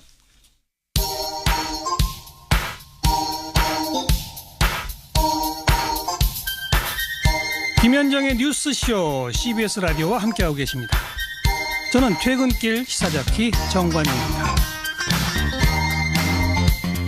아이고 청취자 김용남님 설마 부모가 연기까지 하면서 자식을 죽일 거라고 누가 상상을 했겠습니까? 못했지요. 맞는 말씀. 박소연님도 너무 마음이 아프다 하셨고요. 저런 나쁜 아빠가 있다니 슬픕니다. 김두천님, 박준영님 이거는 죄질이 최악 중에 최악이다. 영화보다 더하다. 해 아래 비밀이 없다는 걸 몰랐는가 이 미련한 부모야. 뭐 이런 문자들 많이들 지금 보내주고 계세요. 분노하고 계세요. 그리고 이 교도소에서 교도관을 고소한 재소자 관련해서는 양쪽 일을 다 들어보니까 교도관 측 이야기도 주목할 필요가 있겠다. 어머니 이야기뿐만 아니라 이런 문자가 꽤 많이 들어오고 있습니다. 제가 그래서 교도소 측에도 인터뷰 요청을 했는데 인터뷰까지 응하기는 좀 어렵다면서 서면을 보내온 겁니다. 지금 이슈가 크게 되고 있는 사건이라 양쪽의 얘기를 냉정하게 여러분 제3자적인 시각에서 객관적으로 바라보실 필요가 있을 것 같아서 오늘 인터뷰로 마련을 해봤다는 거 전해드리고요. 권영철 선임 기자 어서 오십시오. 안녕하십니까. 어서 오십시오. 참 준이 양 얘기 들으면 들을수록 기가 막히죠. 네. 참 뭐 답답합니다. 답답합니다. 그런데 정치권으로 눈을 돌리면 또 답답한 일들이 막 벌어지고 있고요. 네. 친박계 좌장이라고 불리던 최경환 의원, 현직 의원, 이우연 의원, 역시 현직 의원 결국 구속이 됐네요. 네, 그렇습니다. 그동안에 최 의원은 뭐 검찰 조사에 불응하거나 방탄 국회의 그늘에 숨어서 계속 구속을 피해 왔는데 결국은 문재인 정부 출범 이후 구속된 첫 현역 의원이 됐습니다. 그런데 이제 최경환 의원의 구속이 끝이냐? 그 끝이 아니다는 얘기가 나오고 있어서 오늘 최경환 의원 구속 왜 끝이 아니라 시작인가 이렇게 주제를 정해봤습니다. 최경환 의원의 구속 왜 끝이 아니라 시작이라고 얘기하는가? 그래요. 최경환 의원 일단 구속 그 영장 전담 판사가 이제 오늘 새벽 1시쯤 1시가 다 됐어요. 발부를 했거든요. 맞아요. 이제 강부영 이제 영장 전담 판사는 범죄 혐의가 소명이 되고 증거를 인멸할 염려가 있어서 구속의 사유와 필요성이 인정된다 이렇게 밝혔고요. 이게 이제 구체적인 혐의는 기획재정부 장관이던 부총리 겸 2014년에 국정원으로부터 청탁과 함께 1억 원을 받은 혐의, 뇌물수수 혐의입니다. 공직자가 1억 원 이상의 뇌물을 수수할 경우에 특정 범죄가중처벌법상 징역 10년 이상의 징역 뭐 이 정도 형이 청하도록 되어 있습니다. 저는 최경환 의원 구속됐다는 소식을 듣고 사실 구속이 되려면은 범죄 혐의가 소명이 어느 정도 됐다고 판단이 돼야 되잖아요. 네. 다툴 여지가 많이 남아있으면 구속 안 되지 않습니까? 소명이 거의 됐다라는 얘기를 듣고는 야 사실이면 동대구역 앞에서 할복하겠다고 했었는데 이거 어떻게 되는 거야? 이 생각이 먼저 나더라고요. 뭐 정치인들이야 뭐 범죄 혐의가 확정이 되더라도 계속 부인하는 거는 뭐 기본이니까요. 기본입니까? 뭐 끝까지 귀담아 들을 얘기 아니었었던 거예요? 그러면 이제 그 정도로 강력하게 부인을 한 거죠. 그 얘기가 나올 때 본인의 이제 보좌진들에게 특활비 수수 그게 사실이라면은 동대구역 앞에서 할복하겠다 이렇게 말할 정도로 자기가 그만큼 내가 전혀 안 받았다 강조하기 위한 어법일 텐데. 그러나 법원은 공여자인 이병기 전 국정원장, 이현수 전 기조실장의 일관되고 구체적인 진술, 국정원 특수활동비 집행 문건 등 다수의 증거 자료를 통해서 범죄 사실이 소명된다는 검찰의 이제 입장을 받아들였고요. 예. 사실 당시에 국정원이 2015년 예산안 편성을 앞두고 그때가 국정원 댓글 사건에다가 간첩 조작 사건까지 불거지면서 국회에서는 국정원 예산을 삭감해야 된다는 의견이 강했거든요. 아주 높았습니다. 삭감해야 된다 국정원 예산. 예. 그래서 국정원은 비상이 걸린 상황이었던 거죠. 그렇죠. 그래서 국정원 실무진에서 예산 정책관이 국정원 이제 기재부 실무자들에게 예산 증액을 요구했지만 어려워지니까 예. 이병기 국정원장에게 최경환 부총리에게 직접 예산 증액을 이제 해야 한다고 건의를 했고 결과적으로 기재부는 전년 대비 472억 원 증액한 국정원 예산을 편성을 했습니다. 그리고 나서 한 달 뒤에 1억 원을 전달했다. 이렇게 구체적으로 진술을 한 거죠. 이 전 원장이. 그렇습니다. 이 전 원장이 이제 이현수 기조실장에게 직접 이현수 기조실장이 정부 서울청사 경제부총리 집무실에서 현금으로 1억 원을 전달한 겁니다. 그리고 돈을 받은 최경환 의원은 원장님께 고맙다고 전해달라 이렇게 답했다고까지 조사되어 있습니다. 답까지 지금 진술이 됐어요. 네. 최경환 의원. 국정원 특활비 외에도 다른 의혹이 또 있잖아요. 최 의원은 구속됐지만 이게 끝이 아니라는 얘기들이 법조계와 정치권에서 계속 나오고 있습니다. 최 의원은 사실 박근혜 정부에서 여당인 새누리당 원내대표, 경제부총리 겸 기획재정부 장관을 역임하면서 친박 실세. 실세 중에 실세. 예. 그리고 박 전 대통령과 수시로 통화가 가능한 몇 안 되는 인사로 알려져 있지 않습니까? 그렇죠. 그래서 뿐만 아니라 2007년 한나라당 대선 경선 때는 캠프 상황실장을 맡았고요. 예. 전폭적인 신용을 얻었으며 2009년에는 친박계 몫으로 이명박 정부에서 지식 경제부 장관을 지내기도 했습니다. 예. 이런 이력 때문에 이제 끊임없이 의혹이 흘러나오고 있는데요. 어떤 것들이 있었죠? 롯데그룹 50억 수수설에서부터 한진해운 사태를 키웠다는 의혹, 예. 또 대우조선해양에 대한 추가 지원 결정 관련 의혹, 단군 일의 최대 국부 유출 사건이라는 해외 자원개발 5인방으로 꼽히면서 여기에 대한 의혹의 중심에서 왔습니다. 예. 그래서 최경환 의원에 대해서는 추가 수사가 불가피할 것이라는 관측이 계속 나돌고 있습니다. 그러니까 이번에 구속 사유가 된 그 국정원 특활비 상납 의혹 말고도 네. 검찰이 추가 수사에 나설 걸로 보이세요? 검찰의 입장은 아직 신중합니다. 서울중앙지검의 핵심 관계자는 국정원 특활비 수사를 하다가 최 의원 관련이 나와서 수사를 한 것이지 처음부터 최경환 의원을 타깃으로 수사를 한 게 아니다. 사람이 아니라 사건을 따라가다 나온 것이다 이렇게 말을 했습니다. 따라서 지금 당장 최 의원과 관련해 수사를 하고 있는 건 없다 이렇게 선을 그었어요. 대검의 한 핵심 관계자도 현재로서는 최경환 의원에 대해 추가로 수사하는 건 없는 걸로 안다. 이번 수사는 국정원 특활비 수사이므로 지금 수사팀에서 별도로 하는 건 없다고 이렇게 말을 했습니다. 이거 굉장히 원론적인 얘기잖아요. 네, 이 네. 말을 뒤집어 보면 그러면은 뭐가 나오면 또 원론적인 입장에서 우린 수사도 할 거다라는 얘기로 들리는데요. 그렇습니다. 그렇죠? 서울중앙지검의 한 고위 관계자는 또 다른 수사를 하다가 최경환 의원의 혐의가 나오면 할 수 없는 것 아니겠느냐. 그럼 봐주겠느냐 어떡하겠느냐. 원론 원칙대로 할 거다. 예, 우병우도 국정원 수사를 하다가 사찰 지시를 한 혐의를 확인했지. 그렇죠. 우리가 사찰 지시를 한 줄 어떻게 알았겠냐 이렇게 얘기를 했습니다. 그러니까 최 의원에 대한 추가 수사 가능성을 열어놓은 거죠. 예. 대검의 한 고위 관계자도 수사는 생물이다. 지금 당장은 수사를 하는 게 없지만은 다른 수사를 하다가 나온다면 어쩔 수 없지 않겠냐 이렇게 얘기를 했습니다. 그런 의미에서 이제 시작이다라는 얘기가 나오는 거고. 네네. 그러면 국정원 특활비 관련된 수사는 마무리가 다 된 거예요? 아니면 더 할 게 남아 있어요? 최경환 의원이 구속되면서 검찰의 국정원 특활비 수사는 마지막 퍼즐을 남겨두고 있는 거죠. 마지막 퍼즐 한 조각은 뭔가요? 박근혜 전 대통령이 지금 검찰 수사를 거부하고 있잖아요. 그 조윤선 전 청와대 정무수석도 이제 영장 재청구가 남긴 했지만은 박근혜 전 대통령 관련해서는 이미 이제 안봉근, 이재만 전 문고리 3인방 2명에 대한 수사 그리고 남재준, 이병기, 이병호 전 원장으로부터 4년 동안 국정원 특활비 40억 원이 상납됐다는 걸 이미 조사를 했잖아요. 그렇죠. 검찰은 박 전 대통령이 조사를 계속 거부하더라도 혐의를 입증하는 데는 무리가 없는 것으로 이렇게 보고 있습니다. 국정원 적폐 수사는 국정원에서 수사 의뢰한 사건들이 대부분이었는데 이번 국정원 특활비 수사는 검찰이 별도로 인지해서 수사 성과를 낸 것이거든요. 그렇죠. 그래서 검찰의 최대 성과물로 꼽히기 때문에 일단은 이제 박근혜 전 대통령 기소로 마무리될 걸로 이렇게 보입니다. 또 다른 친박계 이우연 의원도 구속이 됐잖아요. 그렇습니다. 이우연 의원은 공천 헌금 명목으로 여기저기서 받은 10억 원 정도를 받은 걸로. 10억 원을 여기저기서. 저는 이 뉴스를 이제 보면서 친박계는 그럼 이렇게 소멸하는 건가? 이 뭐 친박계가 그동안에도 계속 기울어지고 있었습니다만 이 마지막 점을 찍은 건가? 이런 느낌 들던데. 뭐 사실상 이제 그렇게 정치권에서는 분석들을 하고 있습니다. 그렇죠. 친박계 자장으로 통하는 최후는 정치권에 몸담은 후에 줄곧 친박 실세, 친박 자장으로 분류돼 왔죠. 예. 또 다른 친박 자장인 서청은 의원이 있는데 예. 이미 당으로부터 지금 탈당 요구를 받고 있는 상황 아닙니까? 맞습니다. 그리고 이후엔 의원이 최측근입니다. 네. 예. 이들은 이제 파면당한 박 전 대통령이 3월 12일 서울 삼성동 자택으로 되돌아갈 때 현장 마중 나갔던 거기에 있었던 사람들입니다. 진박 그룹. 진짜 박근혜. 네, 예. 진짜 진박 의원들이 그때 정말 마중 나갔던 그 사람들이 진짜인데 그렇죠. 세 사람이 다 하잖아요. 지금. 그리고 지금 박근혜 정부 당시 원내대표를 역임하면서 신박근혜기로 불리던 원유철 의원도 전 보좌관의 뇌물 혐의로 수사선상에 올라 있는 상태고요. 예. 원내대표 선거에서도 친박계는 졌잖아요. 예. 홍문종 유기전 의원 나가 떨어졌죠. 남은 친박들은 이른바 멀박이 뭐예요? 멀어진 친박으로 태도를 전환하거나 중립 혹은 친홍준표기로 돌아서는 모습입니다.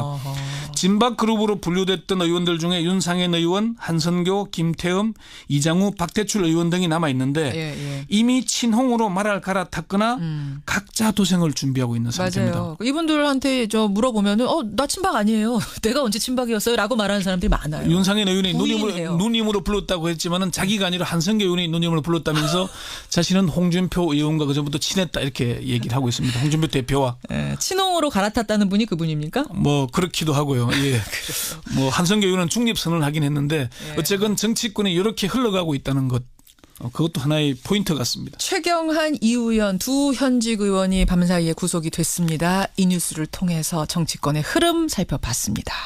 권영철 선임 기자 수고하셨습니다. 네.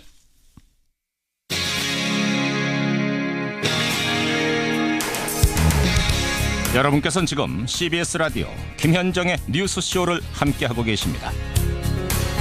15년 전인 2003년 한반도를 덮쳤던 태풍 매미 여러분 다들 기억하시죠? 정말 강력한 바람을 동반한 역대급 태풍이었는데요. 그때 신고를 받고 현장으로 출동하던 소방차가 있었습니다. 그 소방차 위로 타워 크레인이 덮칩니다. 이 사고로 차에 타고 있던 5명의 대원 중에 1명이 오른쪽 다리를 절단하는 수술까지 받아야 했는데요. 이분 지금은 의족을 차고 봉사활동에 참여하면서 제2의 인생을 살고 계십니다. 이 사연이요. 2019학년도 초등학교 5학년 도덕교과서에 실릴 예정이라는 게 알려지면서 큰 화제가 되고 있죠. 자, 2018년 첫 미담 인터뷰가 되겠네요. 부산시 소방안전본부 전영환 소방이 연결을 해보겠습니다. 전 소방이님 안녕하세요. 예, 안녕하십니까. 축하드립니다. 부끄럽습니다. 사실은 교과서에 이름 오른다는 게 이게 쉬운 일이 아니잖아요. 일단은 참 민망하기도 하고 제가 초등학교 교과서에 실을 만한 자격이 있는지를 아직도 잘 모르겠습니다. 아유, 겸손하게. 몇 년 차 소방관이시죠? 예, 올해로 딱 30년 차 됐습니다. 30년 차. 그러면 결혼은 하셨고 아이들도 다 큰 상태. 도덕교과서 볼 상황은 아니고. 네, 그렇습니다. 그게 좀 아쉽네요. 아빠 이름 있는 도덕교과서 공부하면 좋은데. 교과서를 볼게 하나 더 가질까요? 유쾌한 분입니다. 예, 전영환 소방이님. 사실은 2003년에 매미 저도 생생하게 기억이 나요. 그때 여러분 사망자만 135명 엄청난 태풍이었습니다. 그때 그러니까 신고를 받고 현장에 출동하시던 중이었던 거죠? 예, 맞습니다. 그 주유소 화재로 인해서 출동 중에 있었습니다. 그 주유소 화재가 나서 그러니까 5분의 소방관이 소방차를 타고 출동을 하는데 어떻게 타워 크레인이 덮친 거예요? 인근에 아파트 건축 공사장 타워 크레인이 태풍에 의해서 쓰러지면서 그 뒤에 있던 균형출 3개 중 1개가 저희가 몰고 있던 소방차를 덮친 그런 사고였죠. 다리가 절단된 상태로 한 20m 정도 튕겨 나왔으니까요. 뭐 자동으로 튕겨 나왔다 보면 되겠죠. 사고 후에 수술을 몇 번이나 받으셨어요? 예, 중환 수술 8번, 가벼운 수술 8번에서 총 16번을 받았습니다. 16번. 16번 수술을 받았는데 결국은 살리지 못한 겁니까? 처음에 수술을 했고. 접합 수술? 뇌세포 수술을 했었고 혈색이 조금 돌아왔었는데 12시간 이후에 다시 이제 괴사가 오기 시작을 한 거죠. 누구든지 이런 상황이 되면 뭐 절망적인 심경이 될 건 당연한데 더욱이 직업이 소방관이셨잖아요.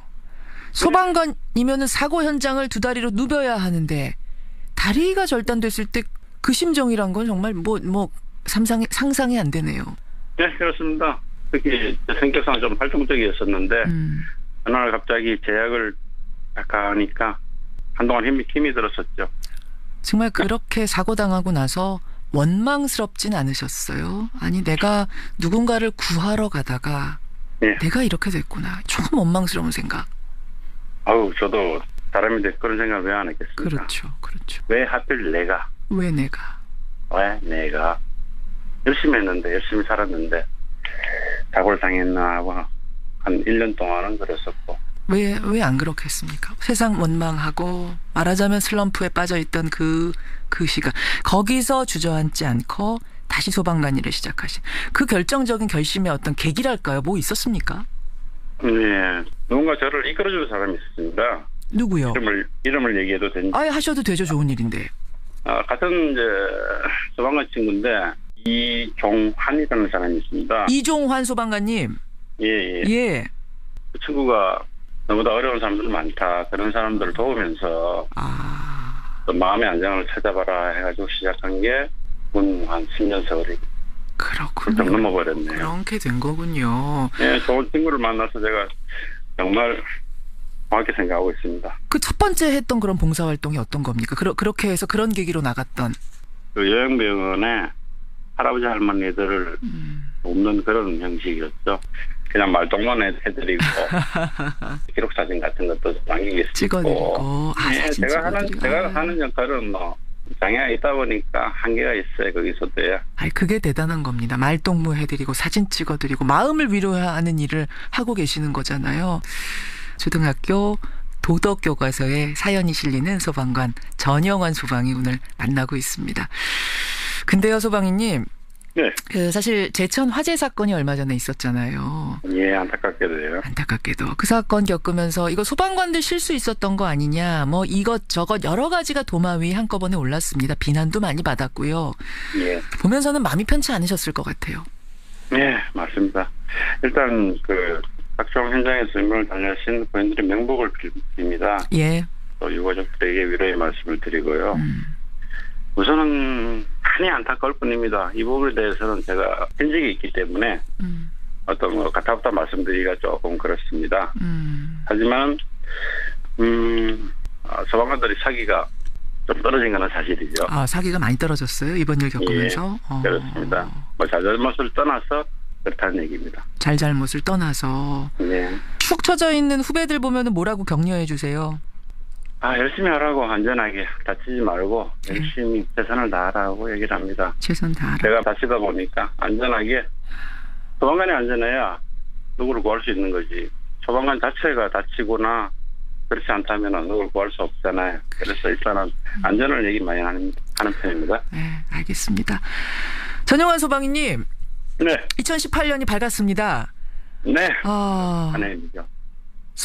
전영환 소방관의 꿈은 뭘까? 저는 문득 궁금해지네요. 꿈.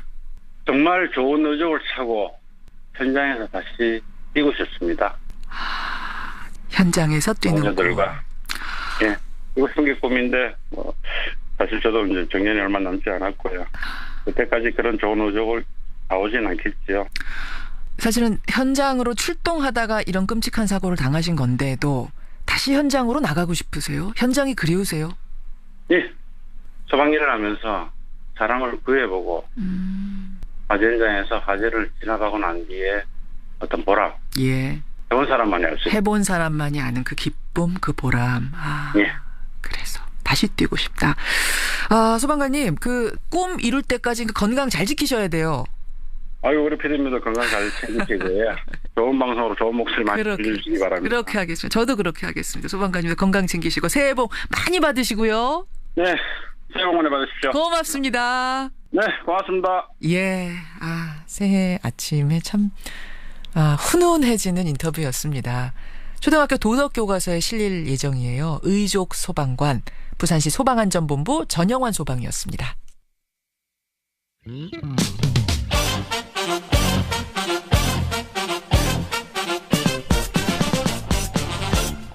현 정부 첫 현직 의원들의 구속을 보면서 김현정의 뉴스쇼가 선정한 오늘의 노래 친박의 몰락을 보면서 정했습니다. 울랄라 세션 달의 몰락.